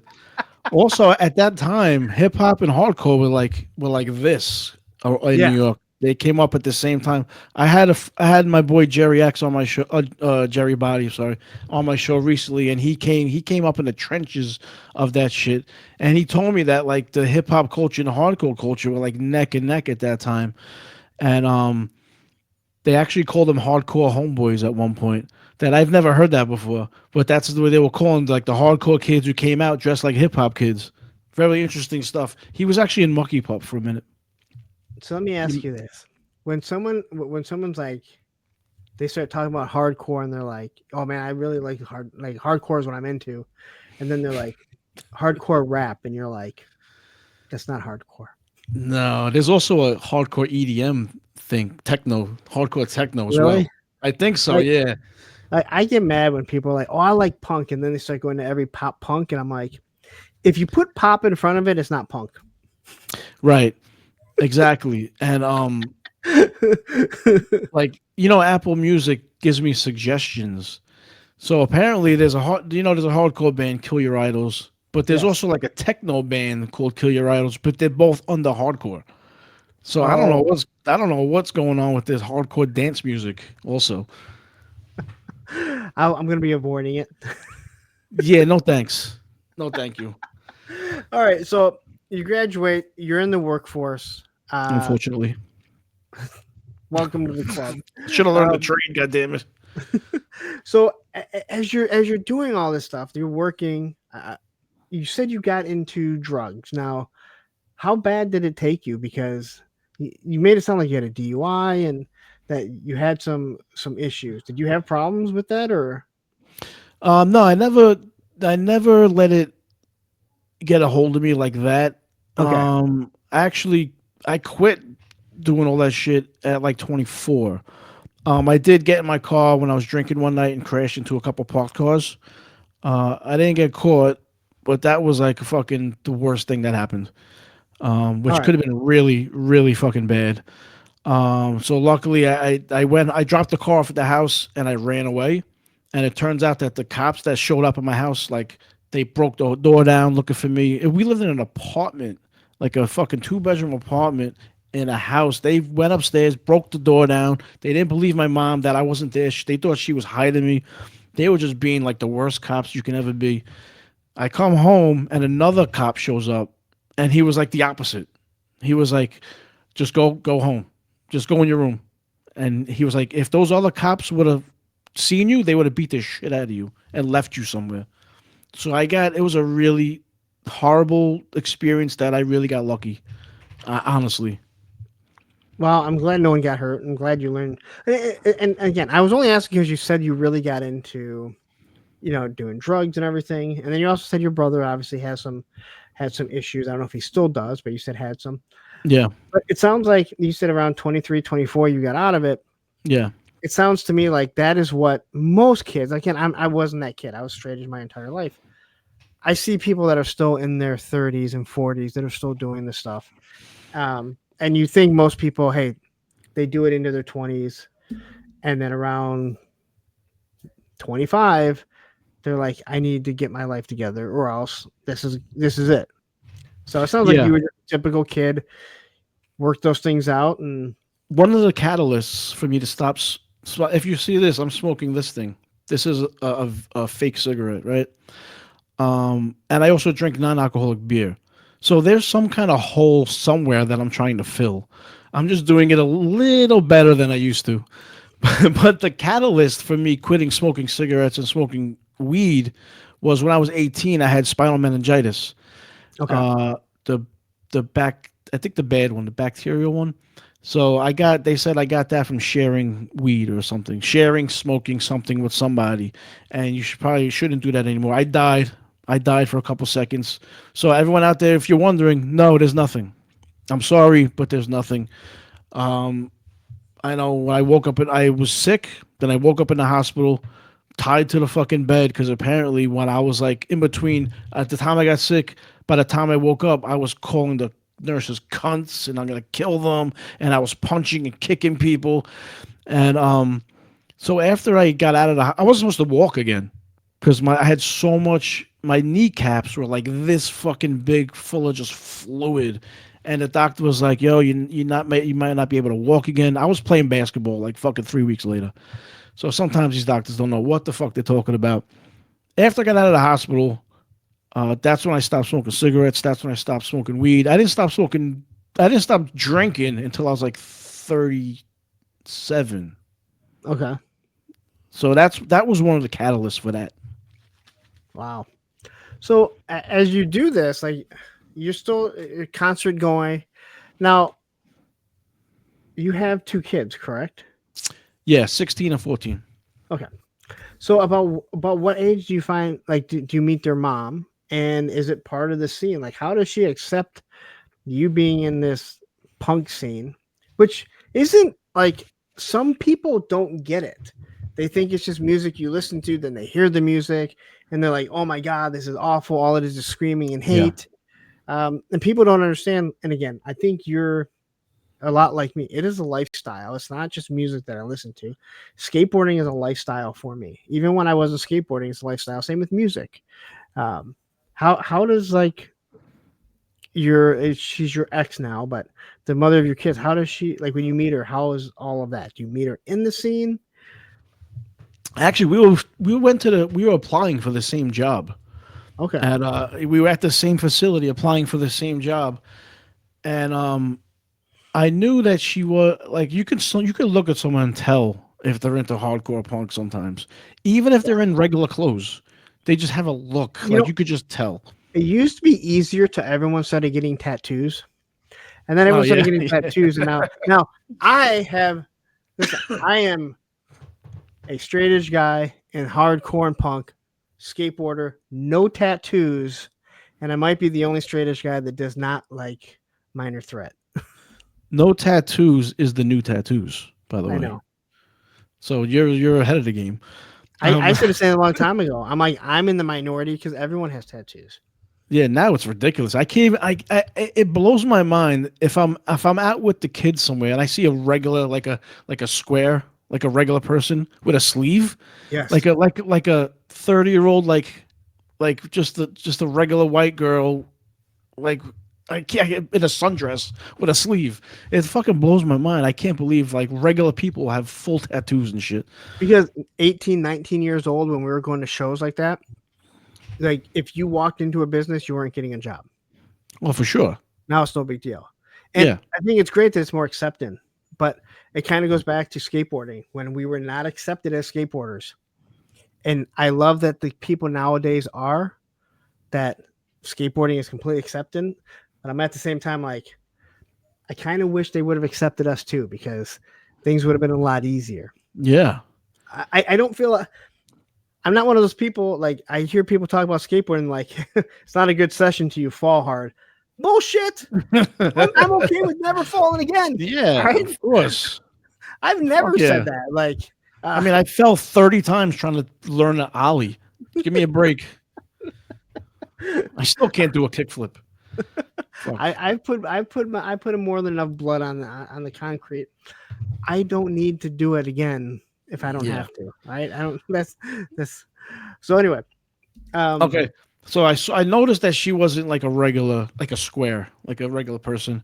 So I started talking to her. Now she wasn't into hardcore or punk, but she was into like that other stuff, like that's Yeah. like I don't even know what you call it, like as I lay dying, like misery signals, fucking between the she's buried into it. and me, that She's stuff. into a separate genre where she understands what you're Yes. thinking. It's kind of like if I met someone who collects Barbies. She doesn't collect G.I. Joe, but she collects something and she has this understanding of it. 100% correct. Yep. Perfect metaphor. So you're applying for the same job. And then we got the same job at the same facility. And we went to the same training class. So it was just like one of those things. Okay. And then you're just And then we worked together. And then, that was that. I had to turn on the guinea charm and it was over. It was over from there. So when did you meet her? And what are you doing during that time? Like, Oh, geez. I was just working, looking for a new job and I was living home still actually. I actually left late. I left the house late. When she got pregnant is when I left the house actually.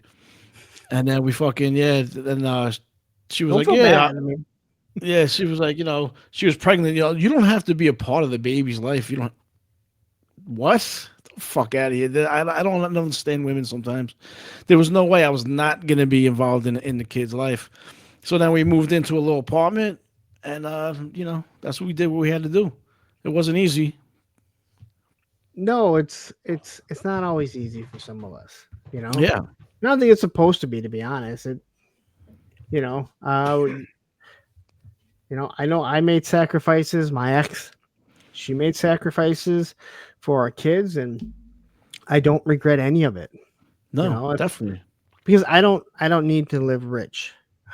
I don't live rich. I don't know. You got a lot of cool stuff back there. I don't know. Yeah, I mean, sometimes you get lucky on some things. Now, are you collecting anything during this? Now, would you consider yourself a collector? Now, Go ahead. so as a guy who is into music, I talk about this a lot. I only ever really talked about this. I collected DVDs. Like, I loved having DVDs. Now, if it's not on this thing, if it's not on this, I don't want it. I don't want DVDs. I don't want tapes. I definitely don't want vinyl. I don't understand the obsession with vinyl. Where everyone's like, it sounds better. Is it on that? No, I don't. Yeah. But to each their own, right? I'm glad people have something, because who am I to make fun of somebody that collects something when you see the shit I buy, right? Yeah. But would you consider yourself a collector? I don't consider myself a collector, but I always collected, but I don't think I'm a collector. Like I always had action figures laying around somewhere. Like even when I lived with her, I had like Reservoir Dogs figures. Okay. I had like Rorschach from fucking Watchmen. And she did the same thing. She liked horror movies, so she had the Scream guy and Freddy Krueger. And there was in like 2022 or something, I got rear-ended by a landscaping truck, sued the shit out of him. I got a lot of money. Then I started collecting like a collector. That's when I discovered G.I. Joe Classified, and You're not supposed to. That money's supposed to be for help, not for collecting. Yeah. So I started buying up all sorts of crazy amount of shit, like NECA crazy, and that's when I started really collecting shit. But I don't think I'm a collector. But I definitely love buying shit. Now you didn't collect DVDs? Like I did. Like, I would have to have like all the Sick of It All DVD, or not DVD, CDs, and all the Bad Religion, all the Pennywise, right? And when I got into one, I had this obsession. And sometimes you'd find stuff that was like that you knew, and I ended up selling everything. And they come to find out some of these CDs, like Live in a World Full of Hate, from Sick I have of It that. All. That one was Actually, was worth a lot of money. I guess if that's what a collector is, then I was a collector, because there was at one point where I had to get every Sick of It All. I even got that one called Dragon Power. That's like from Japan or some shit. I know I don't have that, but yeah, and I have like every Slayer. I had to get every Slayer. Yep. I got every fucking Sick of It All one. Or even like the weird ones, like fucking the one you just said, Live in a World Full of Hate. I love that one. There's one called Cool as a Mustache. I never had. I could never find that one. Never heard of that one. I think they're like bootlegs or something. I don't know. Okay. Yeah. So like if it was like on a CD and it was like produced, like, and I liked the band, I would have to have it. All the NoFX stuff. I had like the NoFX stuff that no one had heard of before. Stuff that was like Sick of It All has the one We Stand Alone. It's only on tape. I have that too. Yeah, I did too. I don't anymore. Again, like, so I would collect stuff, and I talked about it when I was younger. I would take everyone's old skateboards. Not that they were in great shape, beat up, whatever, and hang them on my wall. I look back and I was like, I was the collector back then and didn't realize it. Right. You're making me realize I was a collector. Yeah. I look at the DVDs. Then I got into Blu-rays. CDs were the same way, right? And CDs were nice because they took up less space in the end than a cassette tape. Although cassette tapes, you just take it out and you throw it in the back, and it didn't get scratched. You didn't get anything. Yeah. I do have this really cool Sick of It All single for Step Down. Do you have that one? It has. Yes, I did have Step Down. It has Borstal Breakout and Straight Ahead on it. That's a great one. That's how I knew. That's how I knew Borstal Breakdown. Yeah, that was the only reason why I really knew it. I didn't listen to Negative Approach. I didn't realize it was their song. No, that's a Sham 69 song. Is it? Originally, yeah. I thought it was Negative Approach. Yeah, I think I'm pretty sure it's Sham 69 originally. Really? We're going to have to look that up. Yeah. Because I know Street Dogs does Boston Breakdown, where they just change the lyrics a little. I don't know if you ever listen to Street Dogs. No. He was the first singer of not the Boss Tones. What's the Irish Boston Dropkick. band? Yeah, Dropkick Dropkick Murphy. Murphys. He's the first one, but he was the one that sang all the punk stuff. Oh, okay. And the Street Dogs are awesome, awesome. Like, absolutely love them. But anyway, I digress because that's what I do. So you're not again. You didn't really see yourself as a collector because it sounds like. Can you just quit whenever you want? Like, hey, I'm done with this. Yeah, I have this. Yeah, I have this thing that where I can get into something like really like a lot, and then I'll just get off it. Like, do you Okay. know what Warhammer is? Yes. Okay, I got into Warhammer. Oh, I've Bad. heard about the Warhammer people. Yo, I got into this shit for like 9 months straight, just buying these little things, painting them up. Me and my daughter would play the game, and then one day I was just done. And one day I bought a rifle, a fucking 9mm semi-automatic rifle, and I started buying attachments and spending money in sights and grips. And I got into guns, and then I just stopped getting into guns. So I just get into something. When I get into something, I'm in, and then I'm just done. It's so There- fucking strange. There's a lot. No, there's a lot of collectors that are like that. See, there's a lot of people that they buy stuff and then they sell it. I have a hard time because everything I buy Ooh. because I like it. Yeah, that's bringing up a sensitive subject. Yeah. So when I turn around and I want to sell stuff, I'm like, and when I go to look to sell it, I'm looking at it like I bought this because I like it, and now I'm looking at it wanting to sell it, but I'm like, oh, this is really cool. I remember why I bought it, and then I have a hard time getting rid of stuff. I currently going through some really hard times financially. So I opened up an eBay store and I started selling a lot of my stuff. I had like 40 unopened G.I. Joe classified. And it's really hard packing them up and shipping them out. The Zartan was so hard to let go of, bro. It was so hard to let go of the Zartan. And I have the American Werewolf in London Nazi demon guys. I had to get rid. Oh, I mean, yeah. it's really hard to get rid of them. Unfortunately, at that sort of position I'm in right now. But the Cobra soldier, what is he, like the captain? What do they call him? The Target exclusive. I put him to the side. I couldn't let him go. I was like, I'm gonna open him up. I'm gonna put him up with the other guys, and the old ring Joes are staying. They're not going anywhere. But I couldn't let go of that one. No, I get it because, like I said, like I got into Master of the Universe Origins, so I had almost all of them, and I was getting out of it, and I would still pick up some of them that I saw when they came up on Mattel Creations, and then finally I'm like, I sent it out to a bunch of people that I knew were Motu, and then my buddy Oz was like, "Hey, I want these ones here. I think there's 5 or 6, I forget." But he picked, if I remember correctly, Triclops. And it was like once Triclops was taken out, or whoever it was, because he was one of the main villains. You know, you had Beastman, Triclops, Merman. Once that was taken out, I didn't feel like it was much easier for me to be like, all right, you know what? I'm okay. Because one of the main guys is gone. Now because every time you're like, well, I got the main guys, I'm going to keep them. And then every time you say you got the main guys, that's all you're going to keep. You're like, well, I'm going to keep this one too. And then eventually you're like, yeah, I got to sell shit. Yeah. Yeah, I know, right? Yeah. It's like a hoarder. Well, yeah, I was able to get rid of it. And then one guy was like, he's like, what do you have? And I sent over the list of everything I had. And he's like, I would take this. And he's like, how much? I went 500 it was, I think, something like that. I forget. Yeah. All right, cool. I'm like, awesome. I don't know if I can let go of Trapjaw though. Wait, Lockjaw? Trapjaw. What's his name? Trapjaw. Trapjaw is my favorite. I don't know if I would be able to let him go. I was able to get rid of him. Oh, Trapjaw. You know, but I didn't get rid of my Cobra Cons. There's Cobra Con. These are the origins. And then there's one called Camel Con. The other ones that I can't get rid of are the He-Man figures. I was like, I mean, like the different He-Man. Like there's He-Man, there's Battle Armor He-Man, there's Fakor, there's the Wonder Bread He-Man, Wondar.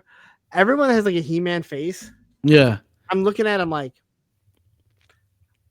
and that's when I realized I really like the He-Man figures. So Yeah. I kept every single He-Man figure that I had. You know they're fucking up the new Masters of the Universe movie already, right? Uh, Did you see the clip? I've seen it, and I don't understand why they're on Earth. Why are But they in New York City? Like I, they're in I a don't. I don't city. know. Like what are they doing? I feel like they already tried it on Earth back in the 80s. But hey, you know what? Maybe it'll be good. He's got a button down. Prince Adam is a button down pink shirt on. It's like they're in the city. Like, what are you doing? Yeah, I will wait and see. But You I'm don't sound not. too confident. No, again, it's like, why is it not on Eternia? Like, isn't that where we want to see Exactly. it? You know, again, go to New Zealand and film the same way they do Lord of the Rings, right? All you have to do is have Castle Grayskull on the back. But his CGI that shit. but his mom is from Earth, right? So who knows? I don't. I was actually kind of looking forward to that. I mean, I guess I should take your the way you're doing it and just be like, it might be good. But don't get me wrong. Hey, I was the same way about the Superman movie that's coming out, and then I saw the preview today, and I was like, you know what? I actually feel better about it. And I'll probably see it and be like, it's a piece of junk because I'm not a James Gunn fan, and I'm not a huge fan of what He's DC has done. he's a little goofy. I feel like he's a little goofy, Oh, James very. Gunn. There was a I saw it wasn't I don't like the suicide. Like, he did the Suicide Squad, but it was like a I don't. big. It was like a big goof. It I was don't like a like big either one of joke. the two. Yeah, I don't like either one. I know people love the second Suicide. I don't like it. Now, No, I don't like it at all. I did like Peacemaker. Oh, I didn't And watch that one. yeah, well, that's a TV series with John Cena. John Cena. It's funny. It's Yeah. and I didn't hate the Guardians of the Galaxies, but I also didn't love them. I think the third one I actually really liked. 1 and 3 are great. I think 2 is not so good. That's what I'm thinking. And I know that people loved one. It was good. I didn't dislike any of them, but I didn't think any were great.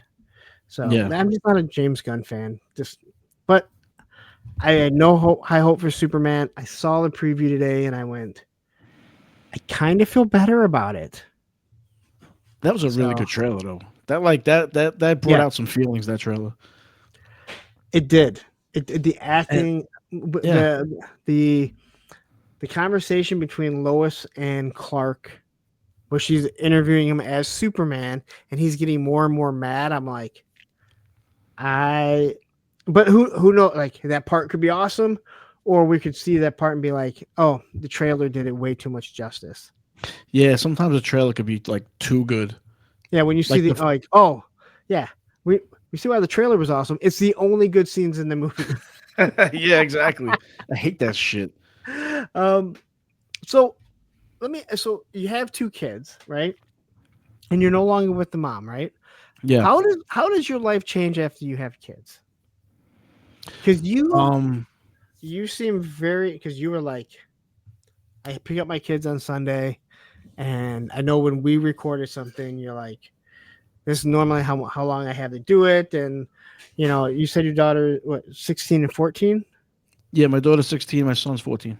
Yeah, so it's not like hey, I was able to sit them in front of the TV for an hour. A lot of times they don't even want to hang out with us. Now my daughter's 16, she loves hanging out with me. My son's 18, he could care less. Yeah, my kids, luckily for me, they're still very like immature. They still like hanging out, still like goofing off. They're not into like girls and boys yet. They're not into like they don't give a fuck about trends on social media trends. We like hanging out, we watch wrestling, we goof off, we laugh at wrestling. Yeah, we play video games, we go to the movies. They still like hanging out, which is great, man. That's why like my time with them, I it's very precious because I don't see them that much. I pick them up from school every day, which is great because I get that short amount of time I do because of my schedule or whatever. I'm able to do that, so I still keep up with everything, and then I have my Sundays with them.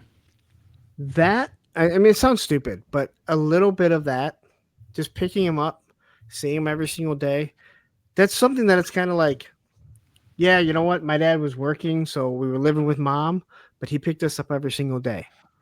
So Yeah. whether or not like you see him, it's like it's still in their mind. Hey, I saw my dad every single day.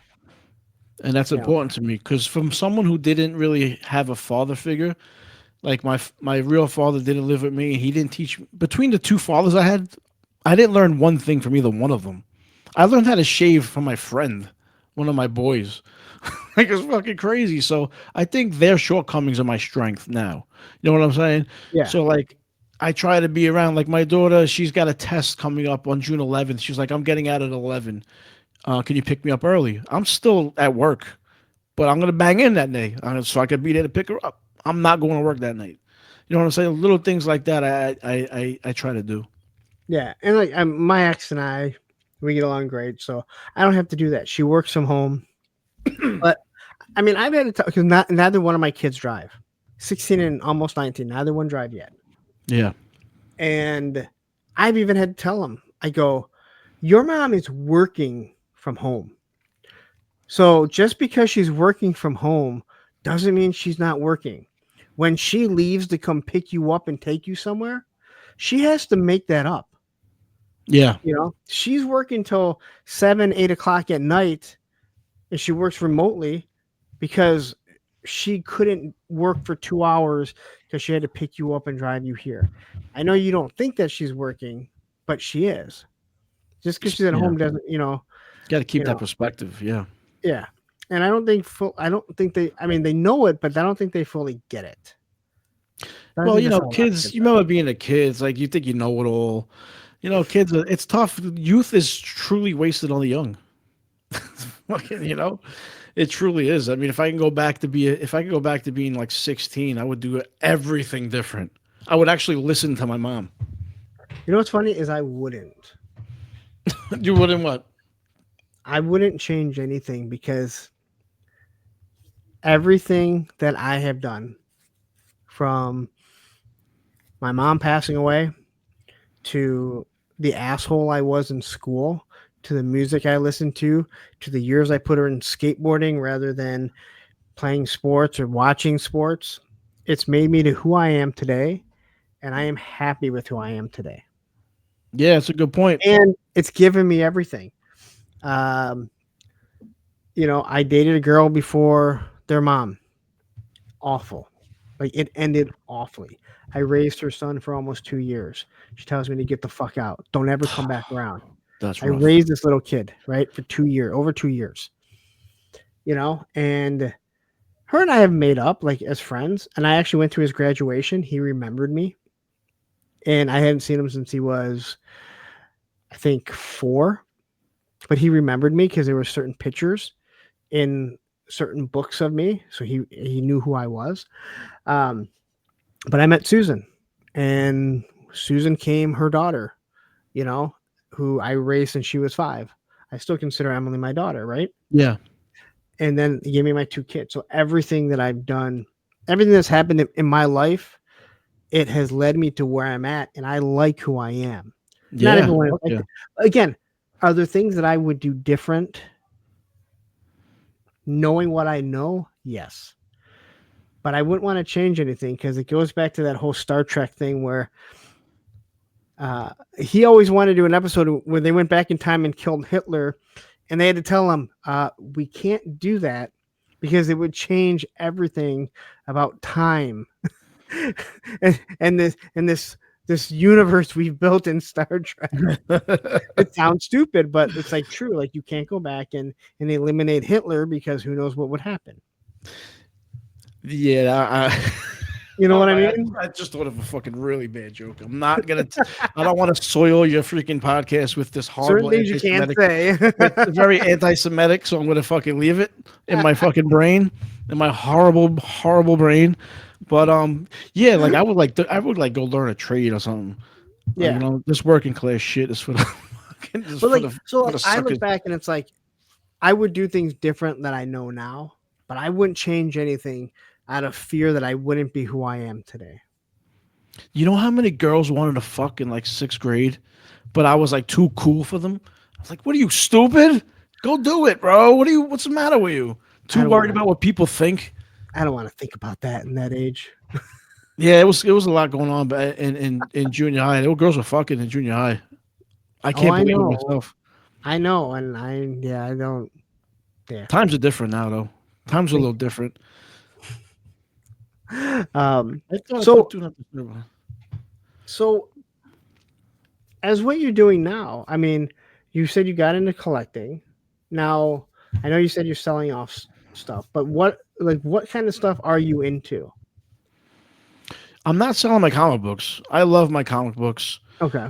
Um, I'm a big movie guy. Like there's a theater in Brooklyn that shows old school movies, and like I'll go there, go check. Like I saw like Return of the Living Dead. They were playing over there. I went to go see that. That was great. I had so much fun doing that. Like I'm not, when it comes to collecting stuff. Oh, vinyls. I do have a lot of vinyls, like horror soundtracks, Okay. because the way they make these things, like they're so beautiful. The splattered color. They come with posters, and the fucking things open up, and there's a big art thing. They Right really after I do a good said, job. right after I said I don't want any vinyl. Don't get it. Don't look into it, because once you look into it, you might not No, I come don't. back. See, I never liked vinyl even when I was younger. Yeah, I had some, but I never. It never interested me. And again, I love the fact that I can say, you know what, I don't want fucking vinyl. I hate it. I don't want a fucking record player. But you can like it, and you know, I have the Warzone. Don't forget the struggle record. okay. It comes out. There's like it comes with a book. It's fucking they make them so nice now. It's crazy. But I can't. I have to stop collecting everything because of money. But I have a lot of vinyl. I have a lot of records, a lot of comic books. I'm a movie and music guy. You know. Now, are you in any bands, or are you just do you play? No, my friend wanted to start one a while back, but I just had too much going on with the kids and work. Do you So play any instruments, or no. okay? I'll just live through my brother's band, the Breed Apart. Because yeah, I'm like I was never. I tried playing an instrument once, and I was like, Yeah, I did too. this is not for me. I had the bass. I couldn't. It was That's what like I tried playing, and my yeah, buddy's like, "Oh, you can play it," and I was like, "I tried, and it wasn't working." because for You know, me, listening to hardcore is like the only music where you hear boom, boom, boom, boom, boom, boom. The bass is so yeah. prominent in hardcore music that I was like, oh, I want to do that. Didn't take. Didn't work out.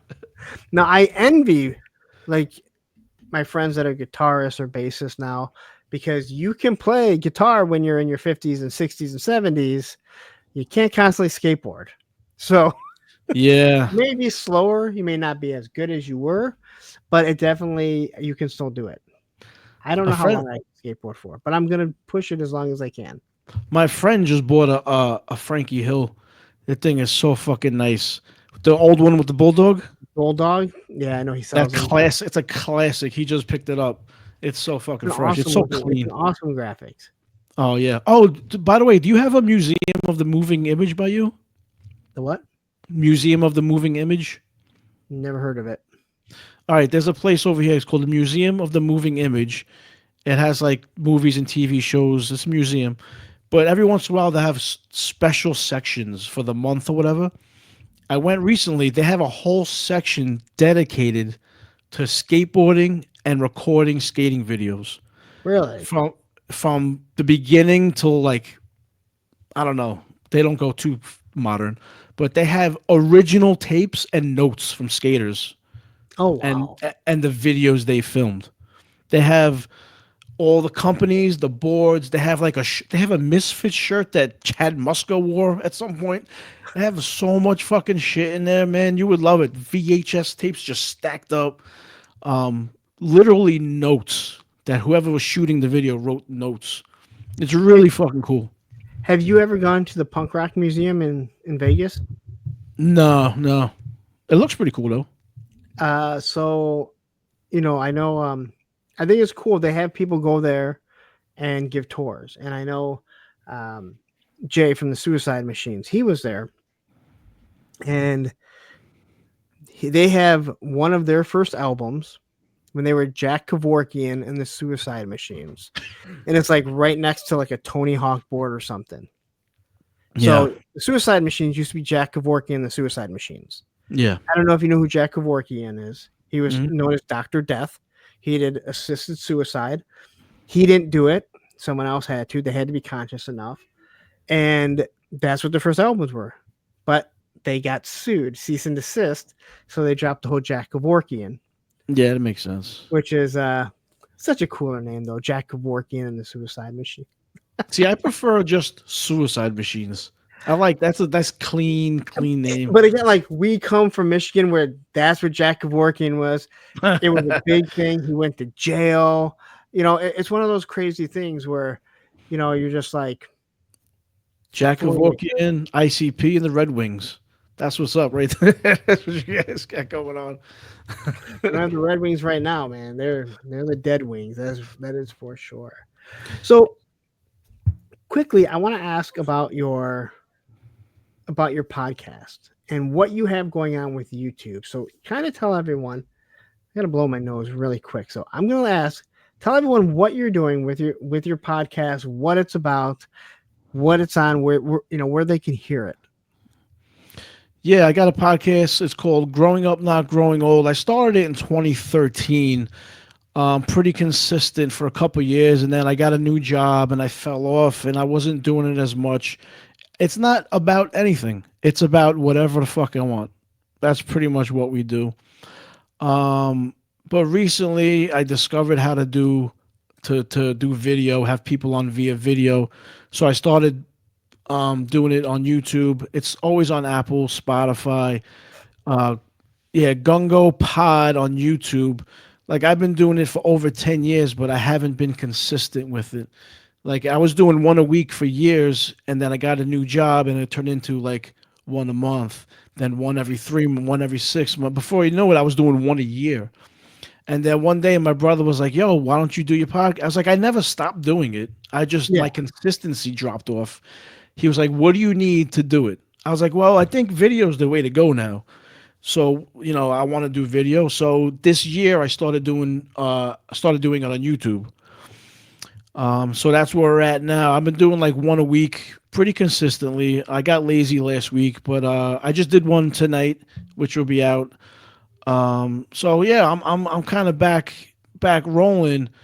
Like I said, I never left since 2013. I've been doing it, but my battery's at 9%, so I'm gonna have to wrap this up. Well, that's why I'm asking like right now. Yeah. But no, I think it's great. And again, I told people when I started doing this, I said I will not talk to an icon. I cannot have a conversation because there's no facial expression. You don't see anything. I think that is a huge part of the visual medium because you can tell when people are genuine, when people get very sensitive about stuff, they want to talk about stuff. We've talked about suicide on here. I've had 2 different people talk about trying to end their lives. We talked to a guy that he lost 2 children, and it's like you see it, like you can see. You don't want to see the hurt in their face, but you can see it in them. Visual cues are a big deal. It is. And I know a lot of people, they don't want to be on live. They don't want to show their face, and that's perfectly fine. But I'm like, I cannot talk to an icon. I don't care how good you are. It doesn't come off. And it's going to look really weird seeing me and my animation and my expressions, and then just an icon that keeps kind of blinking as they're talking. Yeah, most of my podcast in the beginning was in person. People sitting around a table just talking shit. That's why, I don't have, my podcast isn't about anything. I just get people together who I think are interesting. I talk about whatever I want. Now, if I want to be, successful, I have to find a niche. But I don't care about that. I just have a fun hobby. I like talking to people, and, we're rolling. And that's this here. People want to talk toys, but I'm like, I want to find out about the person. And people over time have started to go it's awesome. It's not talking toys. I'm getting to find out about people I've never met before. That's great. And that's there will be people that they'll probably stop watching this because they're going to be like, I don't care about this music talk that much. But there's going to be other people that are going to be like, dude, this is awesome because I got in the same type of scene where I'm at. And that's what people want to hear. So, but I had a blast doing your show. It was a little Oh, short thanks, for me. man. It was only like an hour. Like, oh my god, only an hour. Yeah, my Like, I had back, so much my more time back to starts get. hurting. My back starts hurting quick, bro. Like right now, I'm just like my fucking back. I'm an old man. No, you know, and again, I do like 4 fucking hours, and I'm like, but everyone that does this, because they're like, I need like an hour and a half. I'm like, all right, and then next thing you know, it's 4 hours. It's one Yeah, o'clock in the morning, and they're like, dude, I could do another 2, 3 hours. I'm like, it's because it's conversation. I'm not yeah. grilling you with questions. I'm not sitting here like, well, let me ask you. Like, That's we're, another thing. we're talking. I don't do like interviews. I like hanging out with people. Like we're just like right now, we're just hanging out. Yeah, We could like we don't even have to have this thing recording. We would have the same conversation. we were talking before. Yeah, that was a pod. We did a podcast before the podcast. Yeah, So that's what's fun about it. That's why I love your show too. you know, and I always try and bring it back because I want to get from the time you were born to what you're doing now. But I always try and bring it back, and sometimes it's difficult because I don't care. I don't. It doesn't bother me if we go off the rails a little bit Yeah, because you kind of have to, um, because they say the best. And I've listened to a lot of sports radio stations. There's sports hosts that do this, and they say the best interview is a conversation. And yeah, it's an yeah, interview, but this is really a conversation to get to know right. you. And you know how like everybody has a podcast now, right? Everyone. I say now because I started in 2013, but not everyone could be a host. Is a big difference. You got to know how to. You have to know how to run a show. Like the way you did this show is the perfect way to do a show. You were asking me questions, but we were hanging out. We went off over here, but you always brought it back, and then we went back down that road. So you, sir, are like one of the best hosts. I've been on a lot of shows. You are probably the best host ever. Thank you. Thank you. And Like, you again, did such a good job. thank you. And I actively tried it, and I have to go back and look at some of my older ones because I did have questions. Then I just got to know the questions that I wanted to ask. But it's like Yeah, you just kind of go down a road, and you have to know when to let people talk. And I know my moderators will make jokes and like, well, once again, Punk is talking about himself. But it's like you can't have this if I you don't. relate. Yeah, if I don't react and have some sort of story, or then it's just like then it's asking you questions, Yeah. and that's not Like fun. when I That's do not my show, entertaining. I don't prep. I know it sounds silly, but I don't I don't- prep. I just turn the thing on and go. That's I it. I will say Monday is more successful than my Thursdays, but Thursday I am way more proud of, and it's easier. Mondays I'll spend 3-4 hours on a Sunday getting my Monday show ready. All right, I have you here. Hey, you're going to be here? Cool. Can you jump on like 15 minutes early so we can talk about things? Is there anything you don't want to talk about? You know, I had someone say, I don't want to talk about being in the military. Awesome. We're not, I'll make sure I don't talk about that. You know, Yeah. and then there's Yeah. other people, there's things they want to talk about, and they're going to find a way to get there. And that's great because Yeah. if you want to talk about something, the first one when the whole suicide came up, that was when I first got people messaging me after going, you handled that great. Yeah. He wanted to talk about it. He had something to say. You didn't try and change the subject.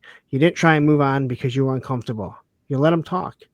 Yeah. You let him tell his story. And I could see he needed to get that off. And I'm one of those And people. again, No, go on. the video shows that. Yeah. Also. And I'm one of those people like, I've been depressed. I've never suffered from depression. And I'm not one of those people that goes, well, I've never had it, so just go ride a skateboard. You won't be depressed. It doesn't work like that. Depression Yeah. is something real.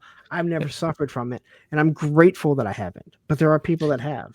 Yeah, I did if you go to my episode called Vice Squad, we had this, me and two of my friends in person had the same conversation about exactly what you're talking about. Yeah. And like I said, you did a wonderful job when I was on there. And Thanks, bro. you said what you said.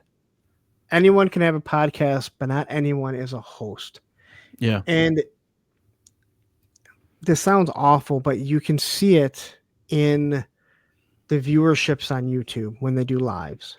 All right. And it doesn't mean someone's bad, but it's just like sometimes people aren't interested in what And to this day, I still wonder, what do people like about me? I still ask my moderators and other people, I'm like, especially new people, hey, you've watched the show. What do you like? Man, you're doing everything. You're doing everything perfect. Keep like, no. You can always be doing better. Yeah. So what is it that you don't like that I'm doing? And what is it that you do like? Yeah. I'm asking you because I want to get better, you know? And if Sure. there's something like, hey, you do this all the time, and people like, I used to tap the mic, and it kept Oh, that's and a bad one. I don't hear it. Right?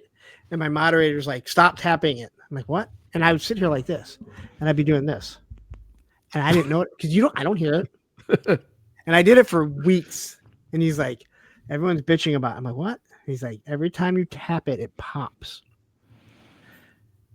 You see my hands, right? That's a bad I'm one, Italian and Mexican, right? Yeah. That's how we are. So I have to. That's how our people are. Yeah. So I had to make sure that I don't do it. And anytime I tap it, I feel bad because I'm like, am I blowing people's eardrums out? I used to snort. Like, I used to go like right on the mic all the fucking time. But you said something before we started. I'm not going to eat on camera. I'm just trying to. And I was like, thank you. Yeah. Because Yeah. it's one of my biggest pet peeves when I watch people eating.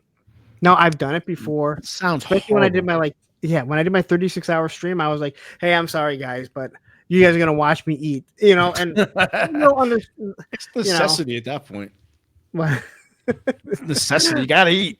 but you know, it is crazy. But no, like I said, when I was on your show, you did a wonderful job. People can hear you right now. You have a way with connecting with people, and I think that's the biggest thing. Thanks, Larry. You know, and I appreciate everything you said, you know, in return. This isn't the one for one like we were talking. No, this is kind of natural, really. Nothing's forced. I feel like I feel like I could talk to you for another 4 hours. I probably would if my battery wasn't dying. I could still go. I'm fucking dead. I'm like a zombie right now. I could still go. 24 hours. Actually, right now it's 24 hours. I woke up at midnight last night. You are nuts. I don't think my body can still do it. But then I'll probably be up to like 2 or 3 o'clock in the morning now. Yeah, see, there it is. I'll live off because I'll be like, it's Thursday, and then Friday I don't have anything to do afterwards, and I know Saturday I have to wake up. Oh, I do. I have to wake up. Yeah. Motor City Comic Con, but I'll be like, Sunday I can sleep, and now I gotta wake up and go grocery shopping. This is what we do. We just go. Wait, you're not a Star Wars guy, right? Yeah. Oh, you are a Star Wars guy. Did we talk about that? I thought you were Star Trek. But I like both, but I'm more of a Star Wars, I would say. all right, if we do another show, we gotta talk Andor, bro. That fucking show. I haven't finished it. I watched, I think, the first 2 episodes, and then I have so much stuff going on. Yeah. That I haven't watched it, but I've heard that the last three episodes are awesome. It's my favorite Star Wars thing. I'm like, it's so fucking good. But that's another story for another time. Yes. We whatever the case may be. But thanks for having me on, Larry. I really appreciate it. What a good time. Thank you. And again, all his links, Instagram, YouTube, and his podcast will be in the description. Go there, subscribe. Again, I think what you do, even though you're having a lot of like people that are into hardcore and punk, you weren't talking about it when I talked to you. You're getting to know a person, and to me, I always find that the most interesting when I stop and I listen to somebody, hear about their life, because everyone has ups and downs, and I think we've all seen it before. Like you think someone has a perfect life, and you're like, yeah, maybe their life isn't as good as I thought it was. Definitely, yep. Just because they got a nice big house. Oh, that would be nice. I'm not going to argue. I need more room for toys. Anyway, what a way to go out. Anyway, thank you very much. I had a great time. I look forward to connecting with you again. Please subscribe to his channel. Do all that good stuff. I don't think I have to continue to tell you, but all links will be down there. Mike, once again, thank you, and I will be talking to you guys soon when I get back from Joe Fest. Now I just got to find how to get out of here. Take care.